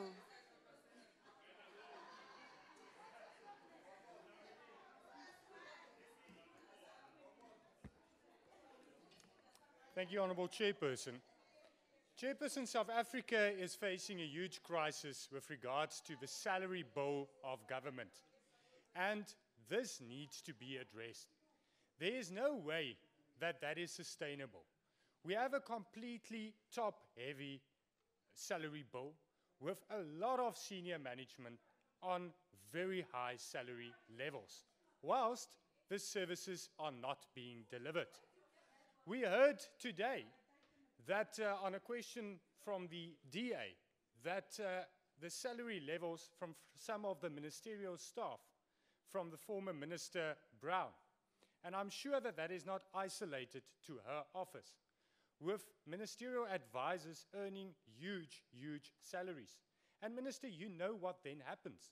In most cases, those political appointees are then given permanent contracts.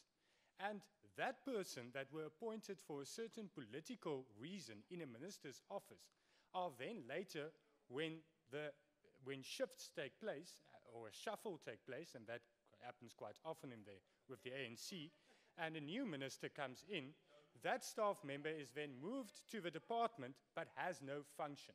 And all of our government departments are plagued with that. Officials on DDG level, on chief director levels, on director levels, who does not serve a service delivery purpose because they were political appointees. That need to be addressed. We cannot have that anymore. With the compliance of senior management service members to declaring their interest, maybe that there's quite a betterment with regards to that. But the question, Minister, is what happens to that information? Who compares the one declaration of interest from the one financial year to the next to see if there's any unusual increase in that senior management members' assets and financial status. That is the purpose thereof, but it's not happening. We have these regulations and we have all of this, but the actual implementation thereof and to actually take it to task is not happening. Furthermore, if we look at political appointments, we cannot afford to only appoint officials based on their political affiliation and not fit for purpose. We have a lot of staff in public service that are not fit for purpose, especially on senior management level. That needs to be addressed. Further, Chairperson, it's always astonishing that we hear the ruling party boasting with achievements and the achievement of eradicating officials doing business with government. But that is not an achievement. It is a shame that it ever happened. You should have prevented it from happening from the beginning. It is unacceptable that that is still a problem in our administration. And it's not rooted out. It happens.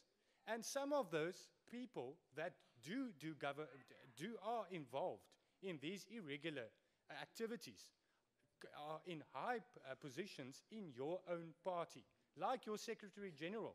Get rid of him if you are serious about rooting out corruption. You cannot have the dishonorable Ace Magashule in your party and talk about corruption. He is the most corrupt person in this country. I thank you. Thank you, Baralet. Mhlonishwa Nkosazana Dlamini Dubazana. Qhubeka ma. Ngiyabonga House Chair.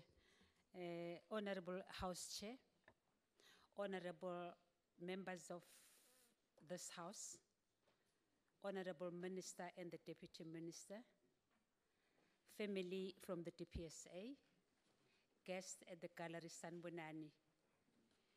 The Congress of the People at Kliptown on the 26th of June, 1955, adopted the document well known as the Freedom Charter.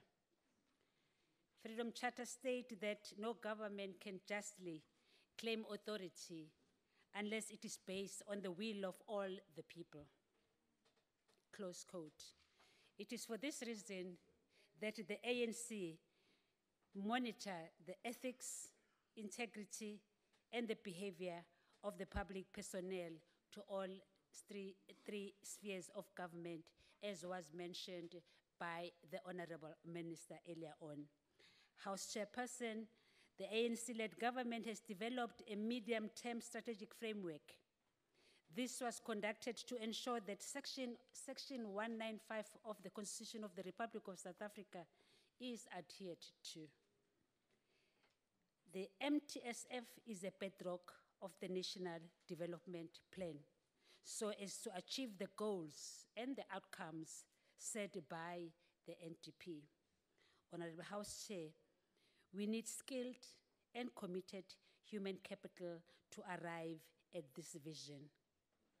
Some of these human capital, House Chair, are professionals, some are not. However, the goal is common, is to provide service that is impartially, fairly, equitable, and without bias, irrespective of the religion, the color, and the creed. House Chair, ANC continually ensure that all its conference resolutions, it reinforce the human capital development, public administration that must be developed, orientated, accountable, and broadly be a representative of the South African people. Chair, House Chair, ANC is also aware that inequalities at the workplace remain a serious challenge, if not a problem. For an example, employment for the people with disability is still below 2% in the public service, Honorable Minister. However, ANC also acknowledge that the public service has made tremendous strides with regard to the affirmation of women in the senior positions, although it has not reached the 50% gender representativity as was required by the branches of the ANC in the conference. Honorable House Chair, ANC has noted with concern that as of 31st of March 2018, I had the Deputy Minister tabling in millions. However, the ANC is talking in figures. ANC says 417,000. I don't know why I can't remember the numbers.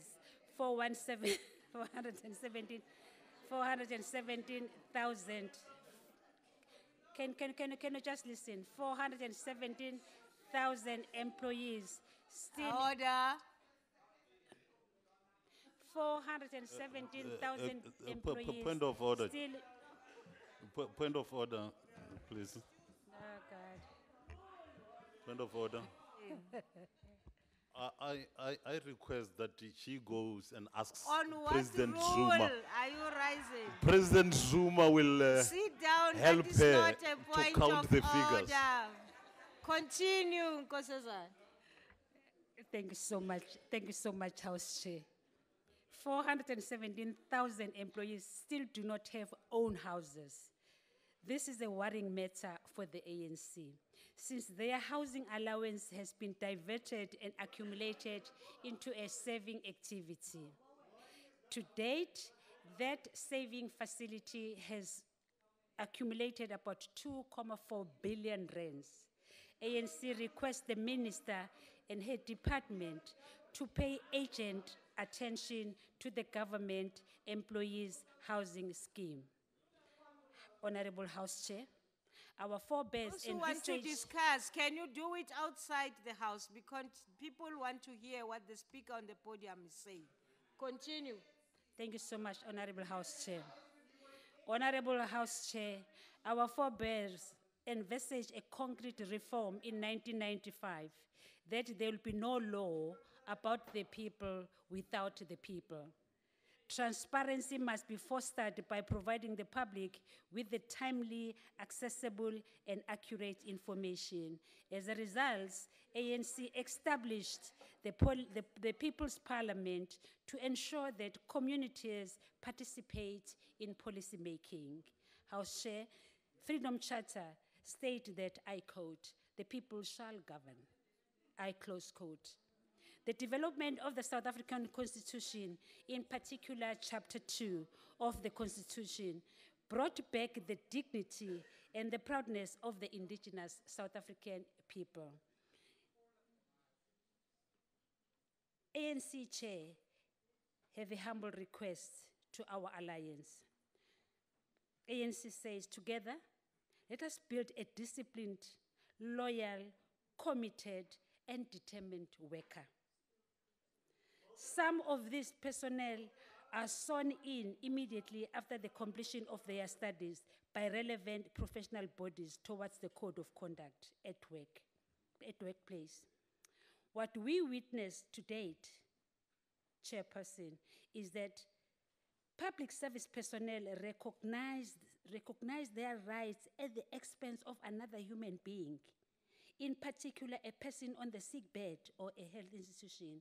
We therefore, as the ANC, really request that the public service needs to ensure that that loyalty, that integrity, that ethos, that etiquette has to be implemented at all time to ensure that you receive what you receive as the money value it is worth to be given to him or to yourself. It is the ANC's request that as we exercise our human rights, we respect the rights of the significant others. House Chair, ANC also requests the minister and her department to fast-track the development of the regulation towards the personnel that misbehave from the other department and move to the another department without any follow-up, no blacklisting, no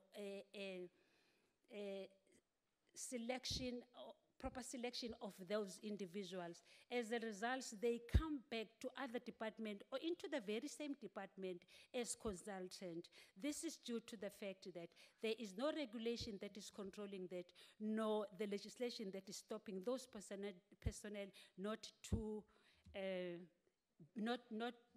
being recycled within the public service. Honorable House Chairperson, I think it would be proper to make the Honorable Van der Walt from the DA to keep quiet. Because, you know, Honorable House Chair, the DA does not have policies. As a result, Honorable Van der Walt come to the podium, speaks about nothing else but the handbook. Even the handbook is talking about, she is not accurate about it. Now, I just want to tell the South Africans that the DA Federal Council Deputy Chairperson, Honorable Natasha Mazone, whatever, she goes to the public. She declared that Patricia DeLille will be taken to the office. She's going to sit and become the lame duck. She must drink and make sure that she drives that CA1, this is now a woman intimidating and abusing another woman. This is now the government of the Western Cape, which is being run without the policies or the public service, respecting the public service legislation. That if you are still working and serving within the public service, you are still working within a legislative framework. As a result, you must do the job and work, because if you're not working, yours is to sit and drink the tea. You are abusing the public purse. You are abusing the money that will be being paid. Mayors, executive mayors are paid more than 2 million rand per annum. So in other words, DeLille will sit in that office according to the DA, who claims to know everything, who claims that the handbook is not right. But you know the best thing? Look at your house first. Clean your house. Whatever that you're doing, make sure that your house is clean before you point the fingers. There's an idiom which says that remove the lock that is sitting in front of your eye before you point the point. Honorable members, do you want to get back to the podium? Not now. Continue. Thank you so much, Honorable Chairperson. Honorable Chairperson, Honorable House Chair, I am so sorry because ANC has got so many policies. I was supposed to talk about the ANC policies and complete them and also acknowledge what has been done by the Minister and Head Department thus far, the initiatives you have had, Minister, when you are tabling your report. And we really appreciate as the ANC that we have done so much with the few days and the months that we have done thus far in your department. And to honorable vessels, it was going to help, ibizokusiza into yokuthi wena njengoba usanda ukufika ufunde ngokwakho, ufunde wenze i-research, ufunde nemithetho, ungalaleli into esho i-DA, ngoba uyabona manje uthi i-DA wena ikhuluma nge-wage bill, wena wazi ukuthi ukhuluma ngani, so kuzokusiza ke kakhulu. No translation, Chair, please. Thank you. Akuyona-ke inkinga yami leyo yokuthi ayikho i-translation because they are 11. Honorable Dlamini, continue in English, please. Okay. I'm going to respect the House Chair. House Chair says I must continue English. Chair, I will continue.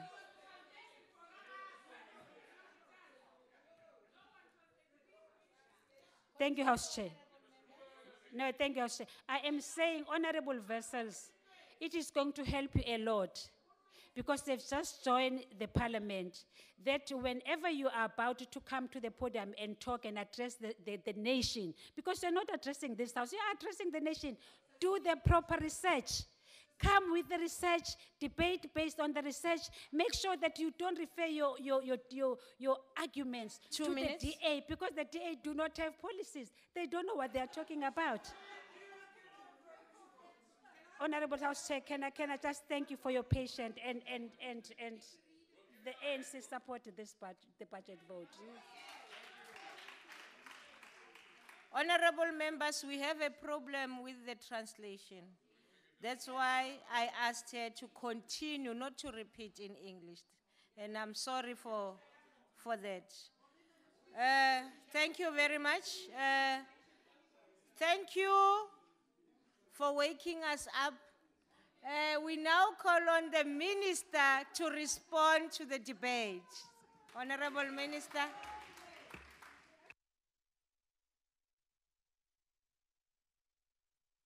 Chairperson, thank you very much. May I just remind honorable members that I was appointed, together with the Deputy Minister, to this portfolio on the 26th of February this year. So it cannot be expected that in that time we would have performed miracles. But what we do commit ourselves to is to be exemplary in the way that we do things, because we are placed here by our people to deliver on various mandates, including the National Development Plan, the conference resolutions of the ruling party, and the Constitution. So we will work in harmony. We will ensure that whatever comes from this House that can help us to do our work better, we will listen, we will learn, and we will implement.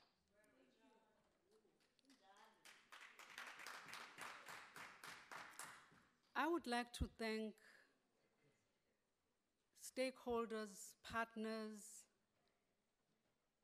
that have joined us in the gallery as invitees of the departments, the various entities under our stewardship. Thank you very much for coming to join us today, and this is not the end of the relationship with you. I've invited universities who also have schools of governance, who will continue to be our partners in ensuring that we turn the public service around in terms of competency, service delivery, and just general commitment to the value systems as espoused in various documents, including the Matubili Principles. I'd also like to thank my son Tabang, who is here today, for forever being on my side. And I know sometimes I can irritate, especially when I am uptight, but you have always lended a support to the work that I do. Thank you very much, my boy. Honorable van der Walt, at some point I thought you liked me. But I realized today that you actually do not like me. For you to want to reduce me to a minister of ministerial handbooks.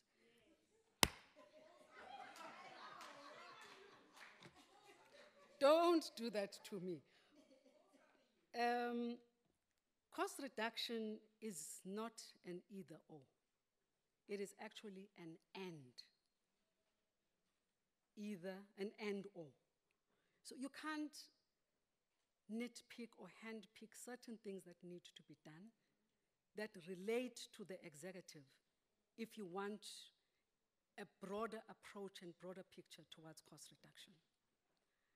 If we're going to look at the ministerial handbook and determine our cost reduction strategies on the reduction, for instance, of protectors to ministers and deputy ministers, houses in Cape Town and in Gauteng, which is the seat of cabinet, I think we might want to start the conversation on moving parliament to a province like Gauteng or something like that, where we will be able to effect serious cost reductions. So that conversation can never be a conversation in isolation of the bigger picture. But thank you very much for displaying so much confidence in me. I really appreciate that. I definitely will. Honorable Paulson. Very soon. 1 minute. You have approached me before on implementing on the principles of the Open Government Partnership. And I want to take you on that because I know that you have a keen interest in that. We share the same interest. Now, I would like you to take the principles of the Open Government Partnership to the EFF-led city of Johannesburg, the EFF-led government in the city of Johannesburg, to implement a pro-poor policy on access to water, access to upgrade of facilities, including informal settlements, and the list is endless. So I will come and talk to you to work on the EFF-led government of the DA in the city of Johannesburg. But in a lot of the things that were raised by honorable members, we will take that to heart, we will implement. Some of the things that you spoke to, actually almost all of the things that you spoke to are actually carried in the speech that I have delivered today. I almost said comrade, Honorable Madisha. It is true to say we have shared many trenches together in our time of struggle. But please don't bring papers that you have read in other budget votes to my budget vote. Askis, nako e fedile, mme. Thank you very much.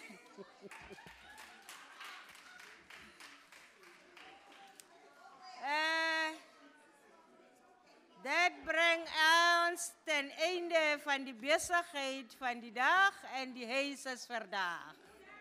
Ons verstaan nie Afrikaans.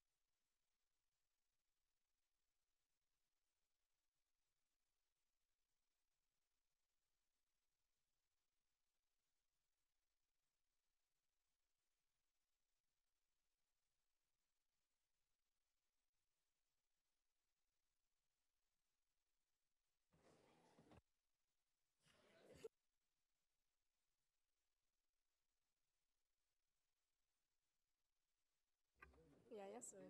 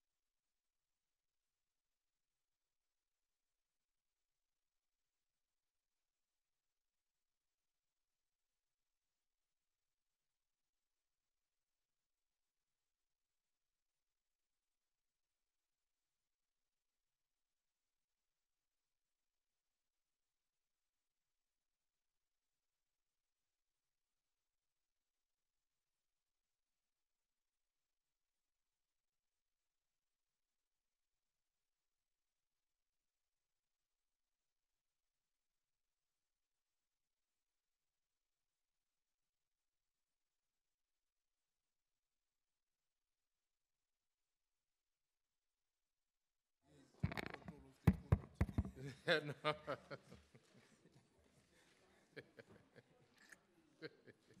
Yes, Sanbonani.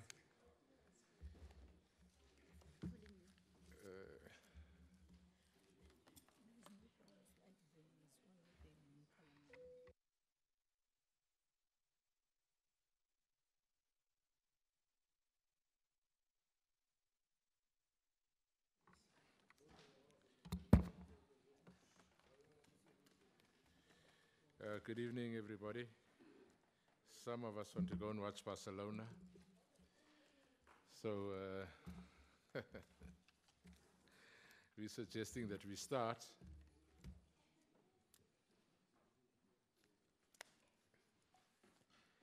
Agenda, honorable members, is we'll deal with apologies, we'll deal with our 2 sets of minutes from last week. We will get a briefing from the leadership of Parliament for half an hour. We will deliberate and we will close. Can I have an indication if that agenda is acceptable? It is? Thank you, Tabia, and is seconded. Thank you so much.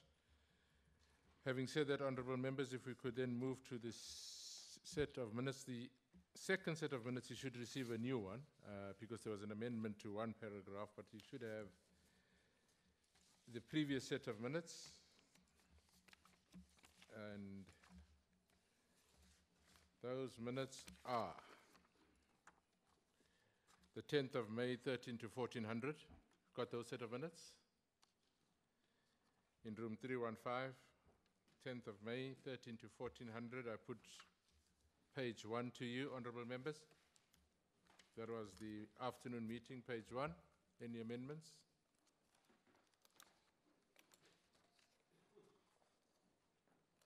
Page number 2, any amendments?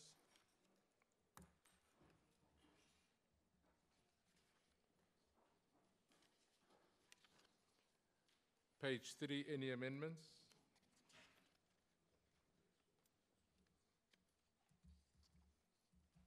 Are we comfortable with the contents of page 4?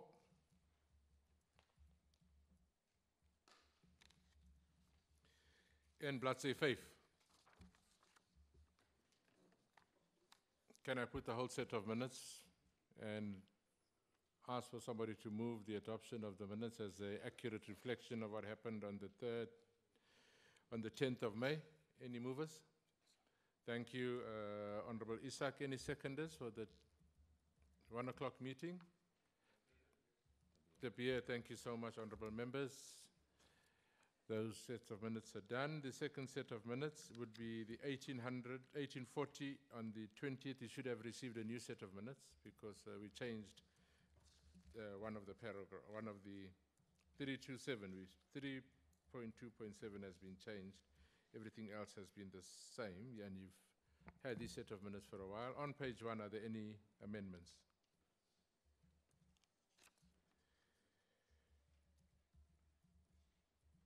On page 2, are there any amendments?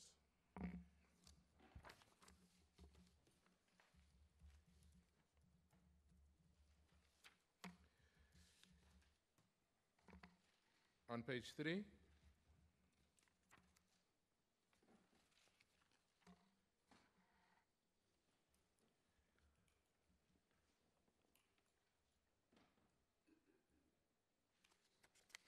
On page 4?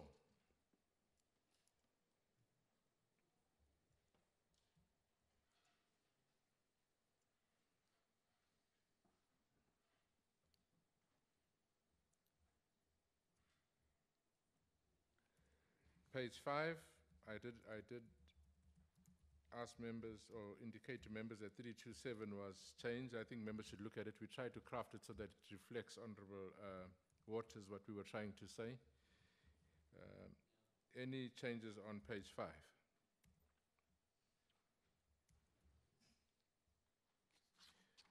Changes to page 6.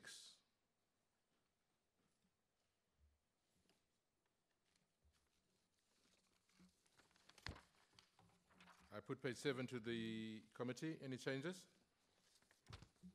No? If not, can I have somebody move the minutes as a whole? Adoption of the minutes as a true reflection. Any movers? Going once. Honorable Gwabaza. Seconders? Anybody seconding? Going once? Going twice? Thank you, Honorable. You were not there? Thanks. Otherwise, we wouldn't. Thank you very much. Any matters arising, honorable members? Let me just kickstart with the first one, just to clarify so that we're very clear. Honorable members, can I refer you to the last set of minutes, 328? You'd recall that we had a discussion about it and we felt that the employees' compensation must be reflected in each program. That was our discussion. Leadership of Parliament came back to me and indicated that in a set of minutes of the 31st of August, we had taken a different decision. 327 also, I think it was, on the 31st of May. So let's have that discussion. My view is that what we have here is what we want. Unless members think differently, but what we have here is what we want. And if that is the case, then we must just correct those minutes of the 31st of May. But can we talk to it? Are we comfortable with what we have here? as we discussed it last week, that we separate the employees' compensation. Is that what we want? Yes, no? It is. All right.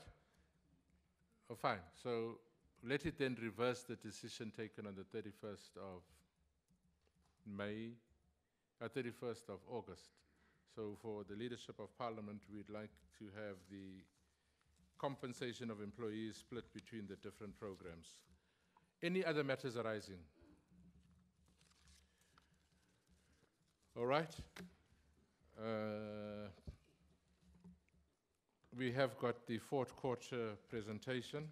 Can I ask you, Honorable Acting Secretary, that by 7:05, we'll start looking at you to wrap up your presentation, and then we'll open it up for discussion.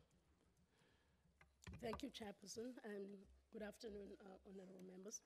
I just want to talk to the point that has just been decided on by the committee. What's going to be important is we will have to write to the Executive Authority for reversal of how we treated compensation, because we had written to them on the decision of the committee and centralized the compensation of employees. And we will say it's a resolution from the committee that reverses the resolution they had on the 31st of August, 2017. In terms of our fourth quarter report, we have also included the financial information. We'll go straight to the introduction. In as far as we're concerned, we have made good progress in achieving the objectives of the 2014-2019 strategy. We had 19 performance indicators, and it's only 5 that we haven't met. And that 5 doesn't mean we did not implement. It means we didn't meet certain targets that we set ourselves, and that will be clearer later on in the presentation. We also want to indicate that we continue to try and build a stronger institution which will sustain itself in the future. And we equally want to continue to operate within a very constrained environment in terms of finances, and therefore try all initiatives to reduce or to contain our budget. The next slide I will speak to, it is the one that shows the non-financial indicator, just a snapshot thereof, and it provides honorable members with the strategic objectives that we have measured over time.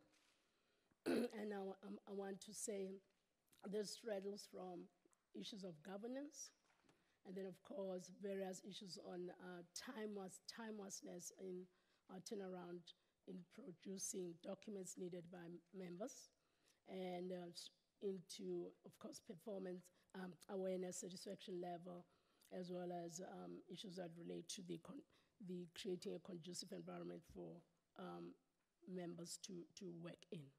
So on that page 5 of the slide, it is the strategic objectives as outlined.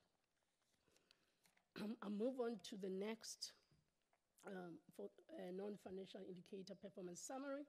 As I indicated, we had 19 indicators, and then we achieved 14, and 5 not achieved. There's a narrative that members, if you saw it, it would have said something like 13 indicators. However, at that time, we submitted to yourselves on the 30th of April, where we hadn't gotten the final data, which we finally got. So our presentation is more updated, and we're actually going to reconcile backwards. The indicators that we have not met will be shown in slide 12, and it shows various survey targets that we have put for ourselves. The last one is on our final establishment of a seamless space for members to access services they need. In the next section, I will talk to the financial performance, and that is for the whole program. This outlines, as was requested, we have looked at the quarter, which is the last quarter, and compared it with the year to date. And in each of those programs, we indicate the budget for the quarter, and we also indicate the percentage of expenditure to date. The first one is strategy and leadership and governance. The budget has been spent to 98%, which is for the quarter. And then against year to date, we're sitting at 95% on the figures are as they are there. In administration, we spend 80% at the quarter, and yearly, the end of the year, financial year, 82%. Core business, 91% of the budget of the quarter, and budget to date, 96%. Support services, 79%, and year to date, 90%. Associated services, 98%, and year to date, 99%. The subtotals there is 424 million, which was for the quarter, out of which we spent 428 million. And the budget to date, it's that's subtotals, 1.8 billion, to date 1.7 billion, with a variance of 97 million, and we'll talk to it later on. Of course, the direct charges, this is where we return whatever is the variance is left, is returned to the National Revenue Fund. We do explain at the bottom of the slide on why we spent the way we spent.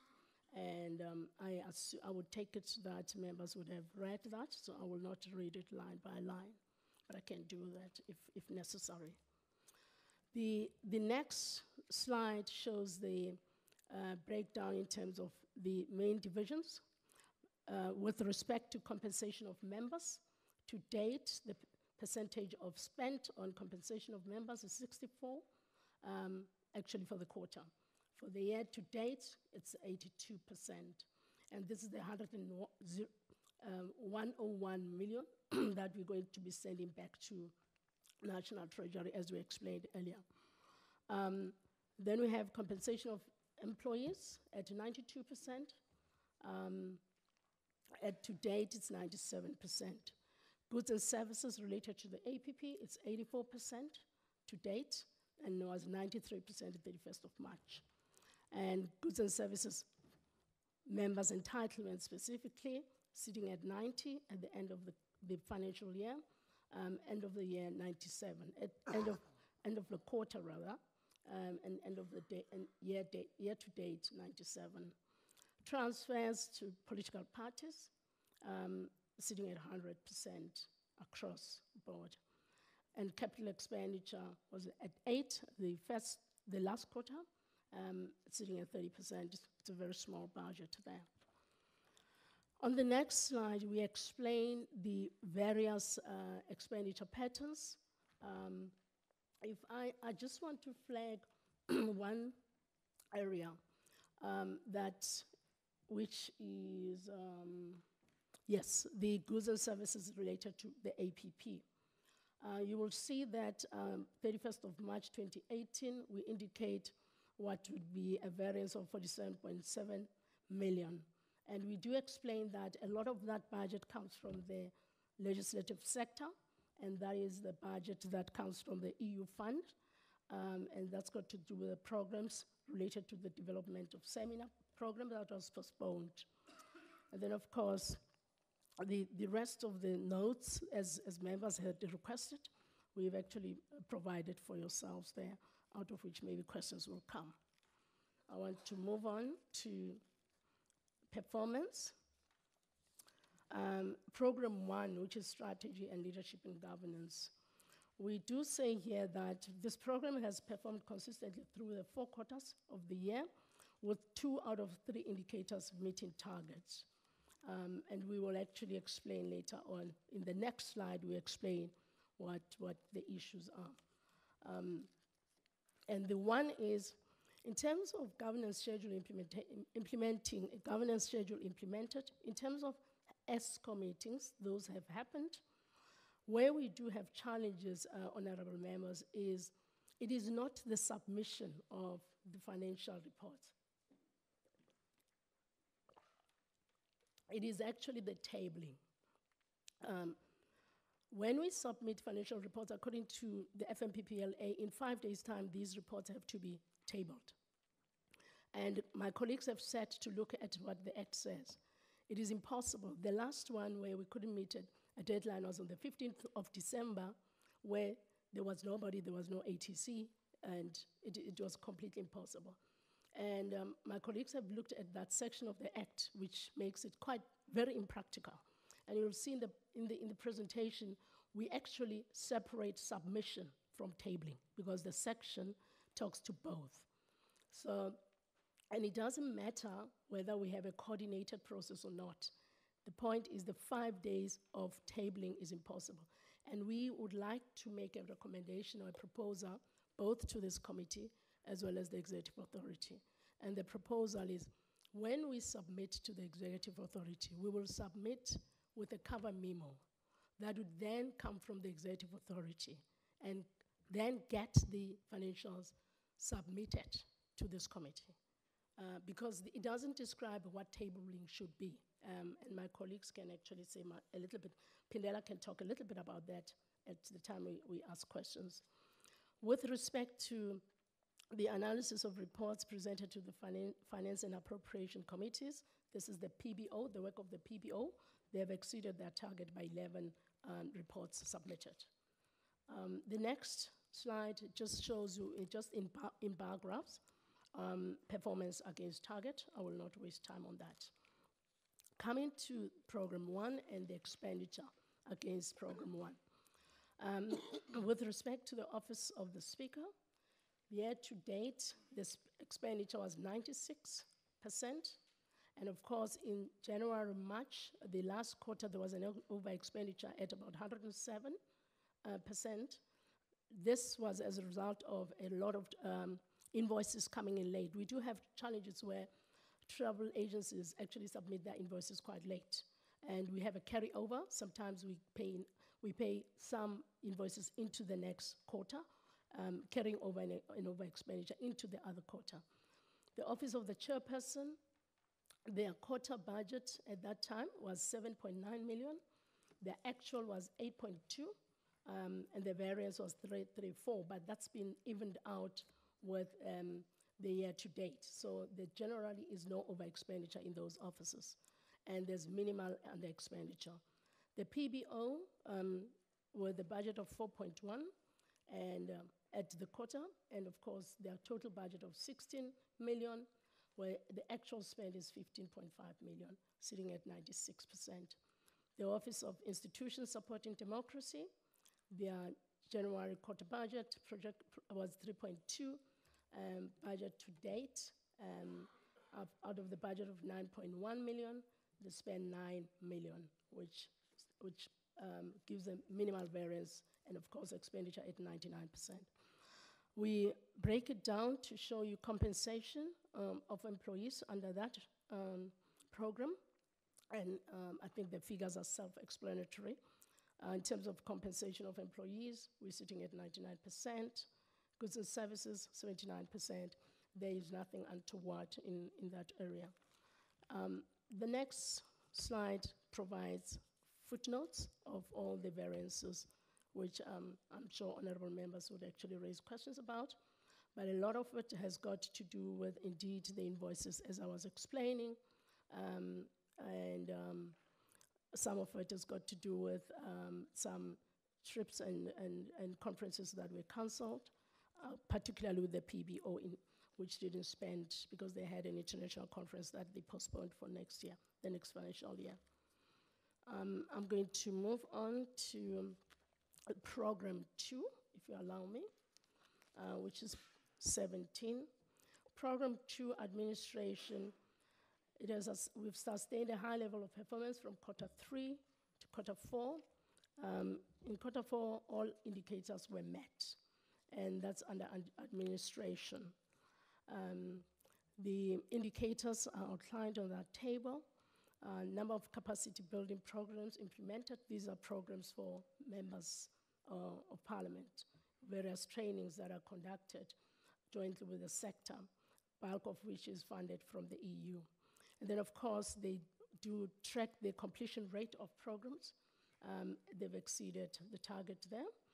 And then, of course, we have a speakers forum wherein there are certain resolutions that we have to implement for the sector, and that has been progressing well, and we've attained those implementation, those targets as set out.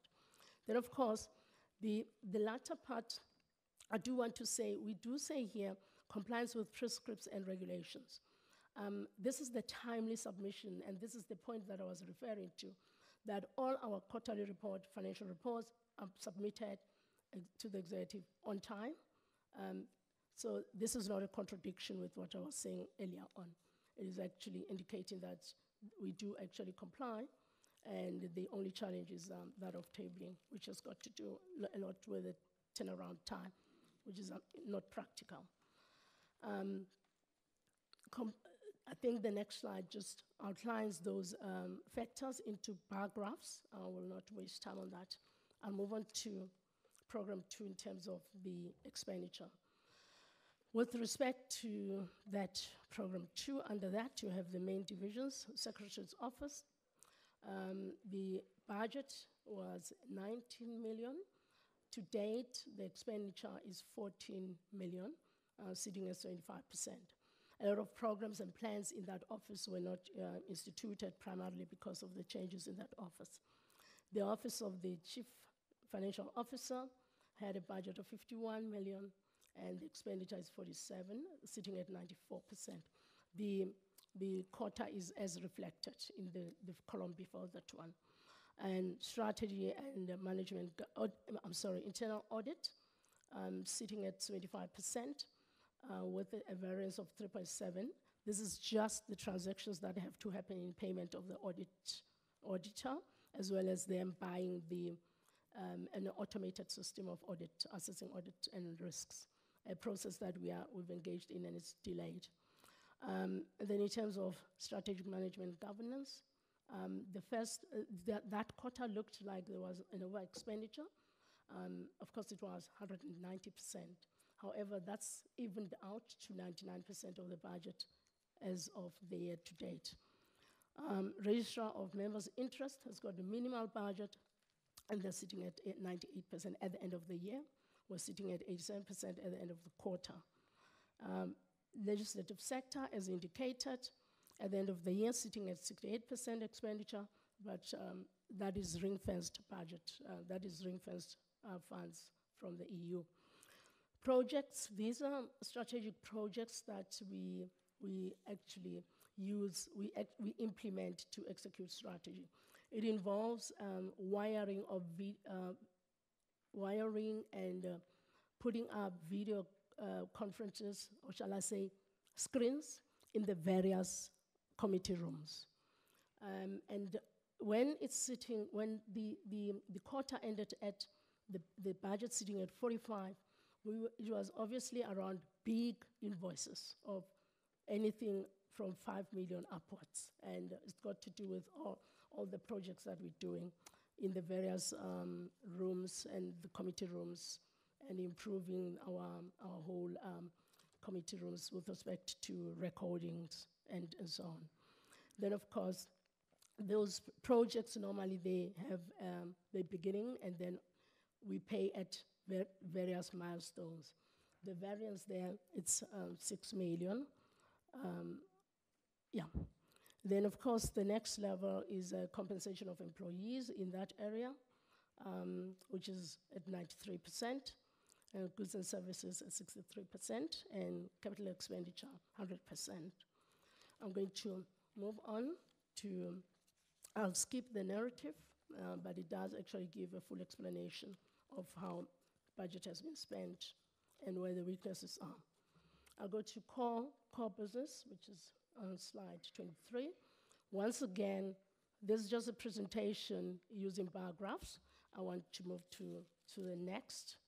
It's the same information showing you, honorable members, in different ways. Program 3, I think we did come to the committee and said to yourselves that we're collapsing all the service charters into one, and ensuring that what we're measuring here is actually time-was turnaround, time-was service delivery. And that talks to the time of providing legal services, access to information, interpretation, translation, and it is in the next slide. We have exceeded and met the target and exceeded it by 2.7. Then the next indicator talks to an outcome of a surveys that we've conducted, and I think we've shared those surveys with members.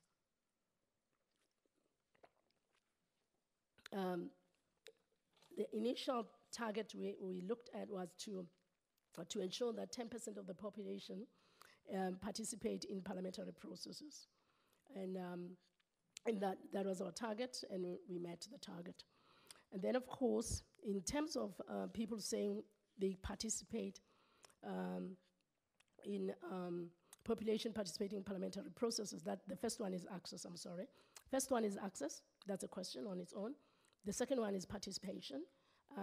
We had put the target at 10% of the population of South Africa participating in parliamentary processes. Of course, there's a deficiency. We didn't meet the target by -4%. And then we have actually explained the most likelihood, the most approaches that we can actually do to ensure that our public education is increased, our curriculum is increased in terms of access, and ensuring that people do understand and know how to participate in Parliament. And these are based on scientific researches that we've commissioned to the Ipsos Machina. That graph on program 3, core business, indicates how over time we've actually been able to improve services to members, and the fact that we are measuring that. We will continue to sustain that trajectory on going forward, and actually refining the services that we offer to members. And part of what will inform the trajectory or improve on trajectory is the point I was talking about, that we're trying to establish a seamless service on the ground floor of this building. So it's a physical space that we try to create for members, so that when members come in there, they actually receive everything that they need in one space, so almost like a one-stop shop. And that we will achieve very soon, I think, by the end of this year. The next slide explains exactly what I was saying, honorable members. I just want to zoom into some red flags there with where we didn't meet targets. Policy advice, the reason we had 10% then, we had 0. The section there didn't have a tracking tool on when this entails when members need some summary of certain policies given to them when traveling. So the division didn't have a proper tracking tool, and then we actually ensured that they establish a proper tracking tool of when is the request made, and if it's 8 days turnaround time, that has to be produced, a document has to be produced and be given to members when they need it. And you will see the improvement going forward. Once we intervened, put some mediation, put processes, officials in that division were able to achieve, and they were also able to track their delivery to members. And members will see that that area focuses largely on exactly what is supposed to be supporting members to ensure that members fulfill their mandate. And those are the sub-indicators that we actually putting together into a service charter. Part of what we're doing, honorable members, is we're taking this and we commission an independent survey to check the satisfaction level of members. And I must say through your chair that we would like to encourage members to respond to the questionnaires. We struggle to get respondents, and quite often, although we try to reach the mark of 20% response rate, but we struggle a lot. And because that feedback will assist us to improve the way in which we work. In terms of the budget thereof, I just want to look and maybe try and address a question that was raised last week by Honorable Modara about if we don't break down the budget, what indication do we show that at least the budget drives the core business of Parliament? And honorable members, if you look at just that slide and look at the program, look at the division core business support, the annual budget that area gets, where there's a lot of support that comes from their two members, is at, as you can see, that it's almost skewed towards that area at 274 million, and what they have spent is 262 million, which is at 96%. And that's quite important for us, and it's possibly an area that honorable members would like to see that as is, because it does drive the core business of Parliament, and it does mean that we do try and prioritize our budget so that it focuses on the core business of Parliament. Not that chefs and other people are not important. Cleaners are important because rooms for committee meetings are important too.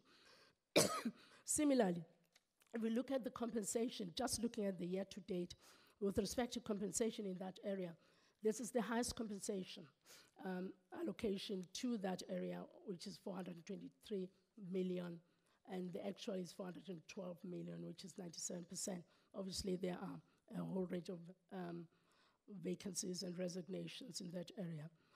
But the breakdown of the budget is as is. I'm going to move on.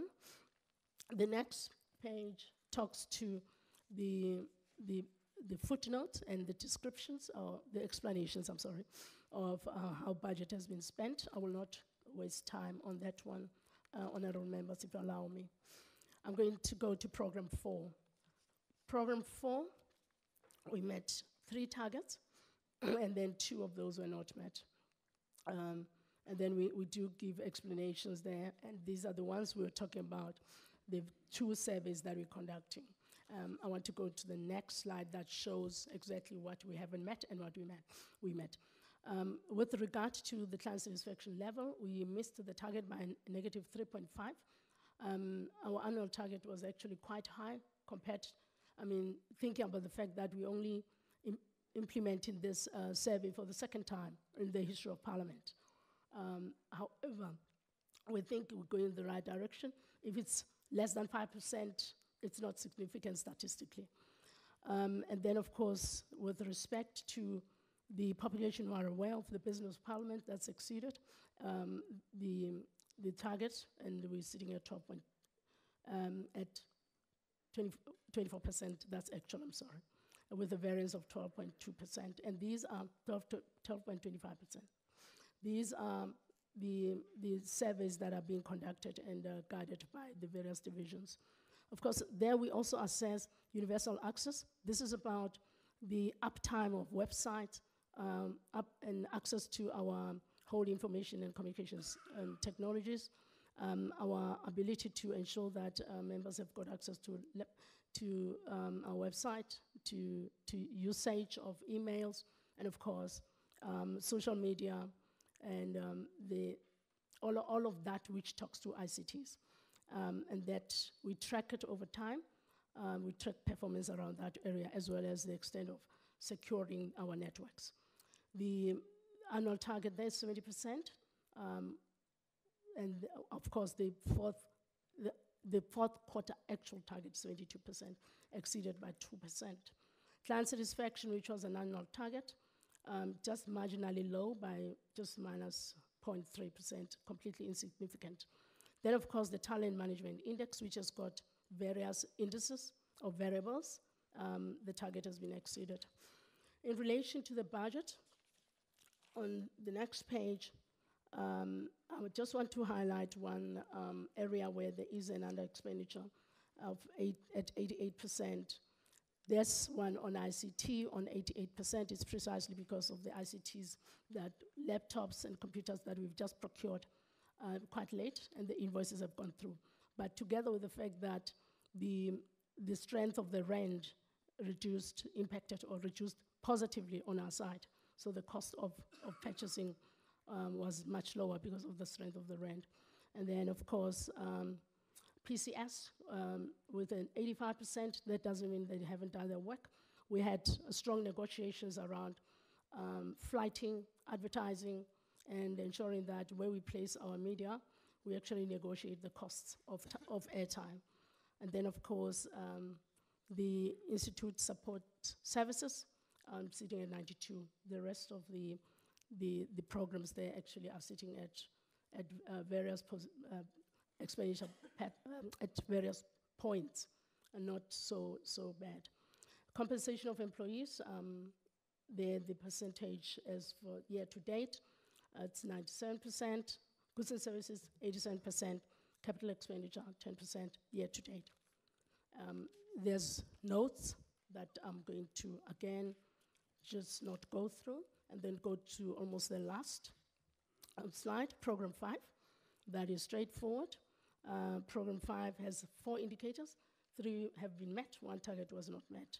And this is the one I was talking about, integrated, seamless service, integrated services for members. On that slide, honorable members, you will see that we met all the targets. These range around ensuring that the handbook for members' entitlements is published at the right time, that members are paid at the right time, that we are compliant to the policies on transfer to political parties. That red is just that we can't use beige and we can't use yellow, but it is work in progress. And I can say that we do have a space that we'll actually refine towards the end of the year for members to access services in a very seamless manner. Associated services, very straightforward. Members' facilities, year to date is 98. At the end of the quarter, it was 94. Transfer to political parties is 100%. And compensation of members below that, economic classification. I do want to flag this element of compensation of members. This is the amount of money that we sit with, which is 55.5 million. It is the medical aid of all former members of parliament, and they are now at 961, and they burden our budget. We've been working with Treasury to try and get that money out of that budget, out of our budget, because it completely distorts the parliament's budget. We will continue to pursue that budget sits outside our budget. I'm going to move on, Chairperson. I saw you were looking at me. It's the last slide.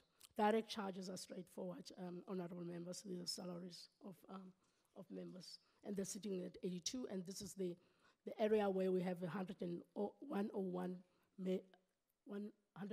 million to send back to Treasury. On the overall, we're in the middle of audit.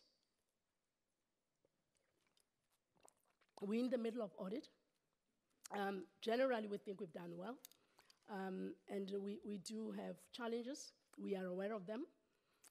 Part of what is also a challenge is whilst we try and fill critical positions, we do get a lot of resignations. And then, of course, we do get a lot of people who do not want to necessarily come to Cape Town to work.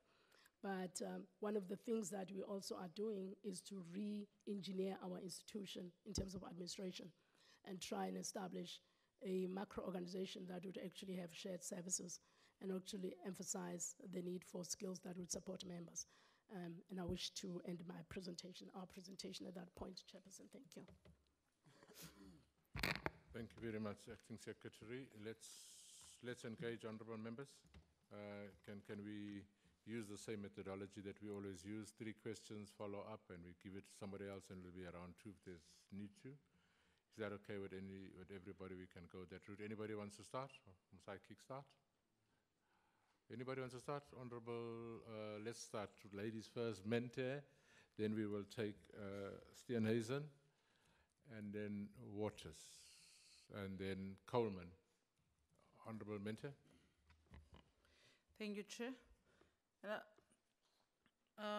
Chair, today I was listening to the Minister of Public Service just before now, and she emphasized on the point of Parliament, one province, one administration. That means Parliament moving to Pretoria. And Then I see how Parliament spends on capital expenditure and how they sort of struggle to spend in that particular area.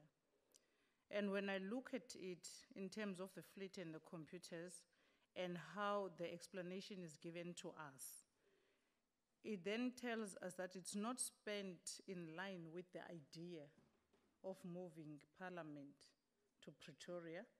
It's spent generally like it was before. And I would like the Office of the Deputy Secretary to explain the capital expenditure underspending. How does it happen and what are they doing in terms of their investigations? There were preliminary investigations on taking Parliament back to Pretoria. And number two, compensation on employees. You have underspent once more. And yet, you're still insourcing, meaning which there is money to employ people. And what's your consideration of insourcing now the cleaners? Because cleaning services is not something that tomorrow we're not going to need. We need it forever.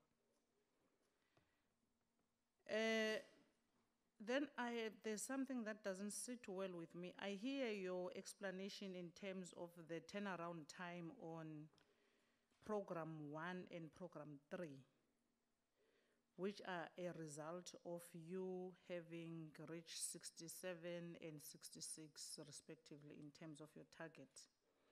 However, you spend 95 and 96% of budget, having not met the target. Can you explain then how do you spend 95% of budget but meet 66%? Do you do it late? You don't do it at all. If you don't do it at all, it means there is unfunded budget that is somewhere in those two areas, Program 1 and Program 3. And also in Program 3, you are saying you did not, you reached 67% simply because in some areas, even members are not quick to respond on surveys and everything that you give to members. But there is PMG that's here. Why not utilize the services of PMG? Because PMG sits in each and every committee where members are, and they are exposed to each and every member. Why not then utilize their services? Why the need to get an extra person or company from outside to come and assist you with the survey of how the satisfaction of members to what you provide as Parliament? And then on the budget I'm sorry, sis. You know, if you ask so many questions, they're going to get lost. There's so many. We'd rather have a second round later. And I'm just scared if you ask everything, they're going to answer half of them and they're not going to answer the other half. So it's up to you, but I'm just scared that you'll lose half of your questions if you ask so many of them. Maybe we should ask and they answer, they should ask and answer. It'll be better that way. So maybe you can have one more bite, sis, on another one if you want to. Okay, now on the internal audits, I see there is an overspending based on late invoices. I would like to know what is the internal audit procuring? What services were that? From where? Why the need to procure services from our internal audit? Because my understanding is that we have all the capacity we require as an internal audit. Thanks.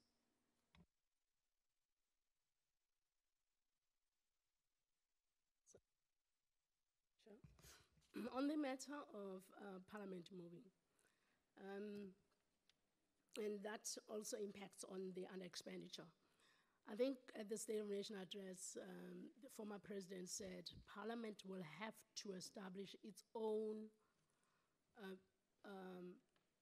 shall I say, data to see what and how the relocation of Parliament will impact on them. because that decision, when we first were informed about it, only the executive had done the desktop research. So the first thing we're doing was the socio-economic impact study, which we are only going to do now in May. That project delayed. Last year it could have started. It delayed in the whole process of procuring a proper service provider to do that. So we are going on because I think it's important that Parliament also has its own scientifically assessed impact on the relocation of Parliament, because there was never such data when this was said. So the Executive Authority asked us to do that. So that project, that budget was rolled over, and that's going to be utilized now. That is why it's reflected now as under expenditure. What we also know is that it doesn't matter where Parliament goes, the features of Parliament, the needs of the members will not change. And it's useful if Parliament has got such information and data. And in that socio-economic study, what we're looking at is just the economic impact that could have in the province where we're at, and also looking at the infrastructure of what the members would need. So it's quite extensive. And we've had to get people who are really specialists in actuarial science, or actually who know how to quantify this. So we definitely are doing that. It is going to be the product that will be given to the Executive Authority, and of course it will be shared with all of the members.